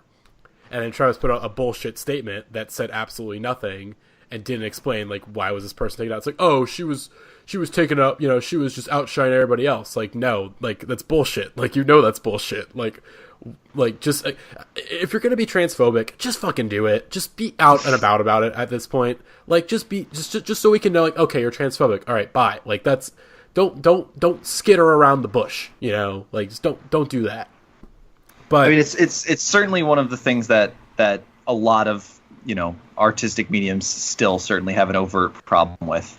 No, in that regard. I mean, again, it's just it's a problem. I mean, we look at mainstream hip hop, like, yeah, like you have fucking Migos, Cardi B. Yeah, again, Takeoff saying I don't vibe with queers, and then Cardi B being like very transphobic, and then like not really apologizing for it, or at least just doubling down on it. It's just like. It's a problem that I don't think people want to address exactly, and obviously, XXXTentacion, like, there's that whole thing of like the community basically being behind him, rather than like being like, no, this guy's an abusive shithead, get him out of here, Mm-hmm. Like, this is a conversation that I don't think anyone really wants to have in mainstream hip hop. Of like, hey, like, you guys are really like some of these problematic figures, like, you guys are really holding them up to a high level, and I don't think that's cool. I mean, fucking 6ix9ine, like, literally a sex offender, like, literally a pedophile, and he's like one of the biggest rappers out right now. Also, I really, really strongly disagree with the characterization of that as being like a hip hop problem, because gestures hands at every single frontman of every emo band who's ever played. I mean, but right now, here's the thing. But right now, hip hop is like, that is the most mainstream genre right now. Like, if we're talking like what is the most popular genre in the world, that's fair, yeah. The fact that it's happening on the highest platform in the music world right now. And that's not to say that emo, like, of course, like, emo bands being misogyny and shitty, like, that's bad. Like, don't get me wrong, but they're on a very low platform right now compared to like where some of these artists are right now, like 6ix9ine and Travis Scott and Cardi B and all of them. And this is not to say that their music is bad. Well, I mean, I don't really like. I mean, I don't. 6ix9ine makes objectively terrible music. I'm sorry, like, he's bad. And Travis Scott, like I said, I think Astroworld is, for me, like, I only listened to it once. If I listened to it more times, I would probably hate it as much as AJ. Honestly, like the visceral hate that AJ has for this album is the visceral hate that I had for like Al Farrell back in the day. And I want to mention very quickly, AJ, you were saying that like Travis is like, he has like almost no production credits on this thing, like. If you listen to Al Farrell, you would understand why that's the case, because the dude is just not good at producing for himself. The thing that I haven't, I don't think I've like, the thing I kind of haven't said here is that like Rodeo surprised me in an album that I was just kind of like, I've heard what this guy's done before, I'm not really into it, but Rodeo still comes across, and I listened to it after Astroworld, and it still comes across as like a cohesive project with like a clear artistic direction, and like it feels kind of like led by Travis Scott in a way that I don't think anything else that's come afterwards has done. No, he's on autopilot. And like, he's got that Kardashian money now. Like, this dude's on autopilot for life, and I don't blame him. Like, if a Kardashian had my baby, like, yeah, I'm going autopilot for the rest of my life in whatever medium that I choose. Like I'm gonna go autopilot because it doesn't matter, because I have fuck you money, Like, he has he has fuck you money, and he has fuck me money, and he has fuck the entire world money at this point, Which I think, like, that perspective sort of brings me to like one of the biggest problems I have about this album, which is sort of the like built-in, kind of taken for granted, like preemptive notion that this album is kind of this ingenious gathering of like a kaleidoscopic industry-wide coming together to celebrate this like immaculate project, in which it's completely incohesive. And like, I can just see, we're recording this before Pitchfork has not reviewed this album, which I'm very happy to be airing my perspective on it before it's forever tainted by the cowards at the Pitchfork Media Corporation. But like the I said in the chat too, like just with the guest list and kind of the story behind the production of this album, the comparisons to My Beautiful Dark Twisted Fantasy like literally write themselves in the fact that it's just like, oh, he like took the time to gather the people he wanted to and the minds that he wanted to like collaborate on this and played this for multiple people, and it went through all of these iterations and like everyone came together and contributed something, and it's this masterful piece of art in which that like I just feel like the narrative has been shaped in a way that it's like, oh, who is the natural inheritor of the kind of Kanye West throne now that has certainly been occupied by whatever means you would like to look through that situation at. But it's just like this album sort of feels like it's just like being heralded like by itself in a way, and it's certainly by the kind of hip hop mainstream media, but just like as this sort of coming of age project or this big kind of like breakthrough moment for like a watershed moment in the genre. And it's like, if this is the future of the genre, I'm certainly worried in that it lacks any kind of like interesting direction or cohesion that we're certainly seeing like other artists putting out there still. And like, I don't think we need to trade that just for this bombastic celebrity appeal for like the sort of idea of an album that's interesting just on its own merits, trading for the fact that the album itself has anything interesting to offer. I think like it's cart before the horse mindset, and it sets a dangerous precedent.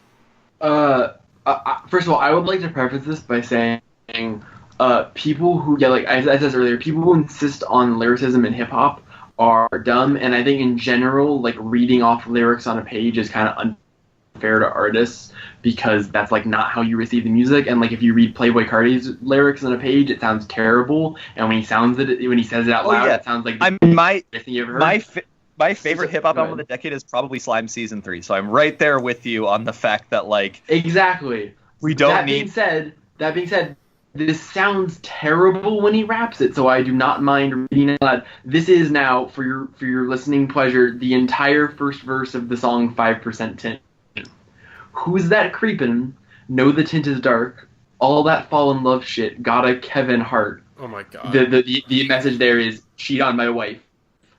God, sorry. All that speed and fly shit. We might teleport. What does that mean? I do not know. I do not know what that sentence means. All that cops harass shit. I might clip a Sarge. Does that rhyme? Okay. He bounced that ass. You might get an award. If she bad, she get a pass into the tour. I gotta pick through the family. Grab the bad sister like Janet. Ops outside. Don't panic. Gotta switch. Gotta change up the transit. Still around. Still move antsy. And I don't like shit fancy. Up late feeling real chancy. They outside really trying to end me.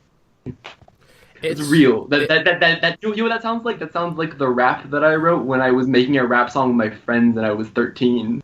That sounds like iPhone Notes 14-year-old white boy, which is probably why they like it so much, is because all of the white teenagers who write raps in their phones are like, yo, this shit's hard. It's really funny how like a 5 to 6 second clip of Playboi Carti saying my stummy hurt, while spreading dollar bills across his stomach says more than this entire album that Travis Scott says on this entire album. Like, God, this album is again. Every song. He's such a non-presence. He's such a non-presence, and that is not. Here's the thing, because on Rodeo, I feel like he uses that to his advantage more often than not, and that he sounds like other people, and it's like, okay, this works. Like, you know, like Rodeo, like I said, it's a stroke of luck that it works, because of course he's, again, pretty much since the beginning of like Alpha, he's always been biting off other people, but Rodeo was like the first time where it's like, okay, this actually like works really well. You know, I mean, Rodeo is genuinely that kind of spacey, just like whacked out psychedelic vibe that people naturally attribute to Travis Scott's music that I haven't heard since or before. Like, I haven't heard it anywhere else but Rodeo, where it's that kind of interesting, like, oh, the instrumentals are doing their thing up front and Travis Scott is kind of in the back, and it's certainly setting this vibe. Like, it's definitely scene dressing, but it's doing it in an interesting way. And like, I hear that coming through on Rodeo. I've never heard that come through on any other Travis Scott project. And so it's just kind of like, is that like, we're just kind of attributing everything he did on Rodeo to like the rest of his career, I guess? But no, but I've seen like actual smart people who have good opinions about hop like say that this is like his best album, and I think it is more ambitious than I know it is more than fair to characterize some of this stuff as haphazard and lazy, and I 100% like see how you could just read all, and I think you're more right than the people who say it's the best album ever. But I also like I listen to this album and I can absolutely understand loving this album. I can totally understand the way that like especially I think this album like you're talking about was like made for the first listen, especially in the way that they managed to keep the feature list secret even though they've been working on it for so long, so that like when Drake comes in on sicko mode it's genuinely shocking, and then it's even more shocking when Drake's verse starts and then immediately stops and all of a sudden that crazy beat comes in. But like also I would have just rather heard like that my first reaction to that song was like, this is fucking incredible, like wow, that was such an unbelievable pump fake, and the beat in the middle section of sicko mode is like unbelievable. And then the last section of it is just like a pretty good Travis Scott and Drake song that has the like a light, which is great, God. Fantastic. It's so good. Love all of it, right? But you know what but then like the more I listen to that song, I'm like, I kind of would have just rather heard the Drake song that we almost got to hear at the beginning and then didn't, and then I would rather the part at the end be its own Travis Scott and Drake song, and they could both be two really great songs that you could hear. But like, I don't. And then like this hodgepodge of three good songs kind of ends up not really working. The more I listen to it, the more I feel like I love it a lot in terms of its individual parts, but I just don't think it needed to be one song for any reason or another. Like Nights needs to be one song by Frank Ocean because that fucking beat switch is like it deliberately goes from one place to another with some sort of like purpose, not just like it's gonna end now and now something else is gonna. It was like a couple times in my life I've seen DJs who clearly don't know how to DJ and just have a laptop and are clearly hitting pause and then play on the next thing, and you can like hear the half second when they're trying to switch it over, and it felt like that but in album form. I mean, yeah, like the Nights comparison is a good one because Nights is a song that like, you know, lyrically and instrumentally is all working towards the same goal, which was kind of set before the song itself was being recorded, and then like everything is working together to kind of, you know, construe this message. And that I feel like everything on Astroworld is just kind of like, yo, wouldn't it be cool if this happened right now? Or like, it's been too long like focusing on this one idea, we need to switch it over to this other thing. And it's just like exhausting by the second track. Honestly, by the end of the first track, I thought I was 4 songs into the album when Stargazing ended the first time, and I looked down at the track list and I was like, oh Jesus Christ, we're really going on this. One nice thing I can say about this album is it's under an hour long, like in the era where we get Scorpion, which is an Insidious album that was just like, hey, we're going to put as many songs on this thing, and like most of them have been singles, and we're going to get these ridiculous streaming numbers just so we can say we set these records that mean absolutely nothing. I do respect that like the album, you know, has the decency to treat the listener's time with respect and be an hour long, and most of it is kind of new material that you haven't heard before with some genuinely interesting surprises. Like for as like disappointed as I am in the fact that it relies entirely on star power with regards to features, the features are exciting and there are good features from good artists. There's a Frank Ocean rap verse on this album. There's a Frank Ocean sounds bad on this album. I honestly, I would. Am I muted? It's you know, you're not. Matty. I legitimately forgot that Frank Ocean was on this album. I legitimately forgot. I love his feature personally, but like, I don't think Carousel is like that's one of the weaker beats on the album. But I do like his feature on that. I think he does a great job on it. I mean, but I like but I like it a lot. The James Blake feature is awesome. I think Kid Cudi humming is always good. Literally never. I've never heard a song with Kid Cudi humming on it and been like, this has made the song worse at all. And so that's great. And there's a couple of real good rap verses. Actually, most of the rap features are not that great. I like Gunna's feature on Yosemite, although then when it switches back and forth between Gunna and Travis Scott, and both of them kind of sound like Young Thug, and then neither of them sound like Young Thug, it always kind of like wraps my brain around a tree, and then all of a sudden fucking Nav comes in at the end of that song rapping like he's a goddamn like cartoon mouse or something. I mean, that's the thing though, right? Like, people are making a joke about that, but it's just like indicative It just of how sounds bad. the production is. Why is his vocal mix so low? I don't understand. It doesn't sound better that way. I guess that probably does, because Nav isn't a good rapper, and so making his verse quieter probably makes it better. But I mean, I guess just don't put it on there. Well, again, we've been going on for way too long, folks. We're about to hit an hour and 50 minutes. We gotta. We've said a lot. Like Travis Scott post rodeo is very frustrating, because I really did want to like this album a lot, and I think it has some great moments on it. I like the beat on DJ Screw. I like a lot of the beats on this album. I think Travis Scott is a fantastic executive producer. I think he should be like picking the beats for other people's albums, but then like I don't think he's not. These songs aren't as well crafted as some of the songs in his earlier records, and even though they have good ideas on them, having good ideas I think isn't enough to carry you to the finish line when you are like a void of rap performance talent. Yeah, like I think AJ briefly mentioned it, but like I've made my opinions on Young Thug known in the past, but like my ideal, like if you want me to like fully get into Young Thug and fully like him, just again a Travis Scott executive produced, which is the key word, executive produced album for Young Thug. Like that would be like, oh yeah, I'm totally in on that, because again, Young Thug's best work is with Travis Scott. And Travis Scott is good. He's again. Yes, I think he's very similar to Kanye, late period Kanye, and that he's a very good curator. He plays these beats, but very similar to current Kanye, he's just not a good performer, and like he really should just hang up the boots and be like, it's like, dude, you can get other people to do this for you, right? Like, you can get other people to write for you and perform for you and all this stuff. Like, you don't have to do this yourself. Like, you know this, right, Travis? Like, you don't have to do this. I do really agree. It does feel like he spent so long acquiring all these beats and features that like at the last second someone's like, Travis, you have to rap over this, and he's like, oh shit, well, here we go. AJ, that is as much as I can talk about this album. AJ, do you have any? AJ blew a gasket, and now he's just kind of out of energy. I'm heated. I'm red, mad, and nude online.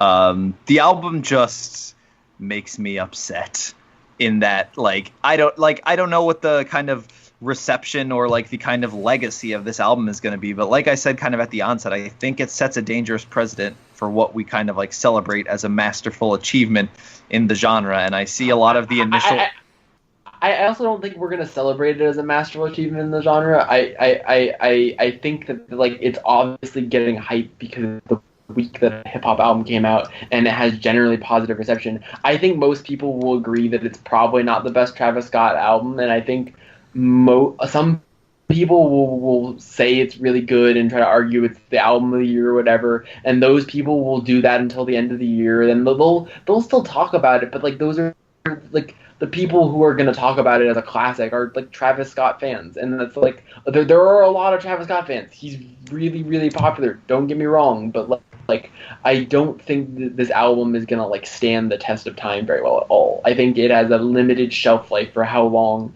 it's going to be able to dominate the conscious. I think we're pretty close to some sort of Astroworld backlash, I would imagine. It's going to happen. We're early in the Pitchfork review hasn't even come out yet. We're early in the cycle yet. Again, we're in the honeymoon phase, and soon enough we will enter the deeply unhappy, unloving marriage phase of Astroworld. Okay, that was too real. AJ, I will not. Because AJ, I'm not gonna. AJ, yes, sir. Again, final thoughts on this album. Make it brief, because we've really got to end this podcast like ASAP. I don't like it. All right, perfect. Hey, hope you guys enjoyed this podcast. I was gonna say this little podcast, but no, this is almost 2 hours long. Anyways, hope you guys enjoyed this. Have a happy Skagust. Make sure to subscribe to us on iTunes and YouTube, and give us a 5-star rating on iTunes also, because we appreciate that. It gets the word out, etc., etc. Follow us on Twitter at IndieheadsPod. Again, our Twitters and whatnot. It's all in the description.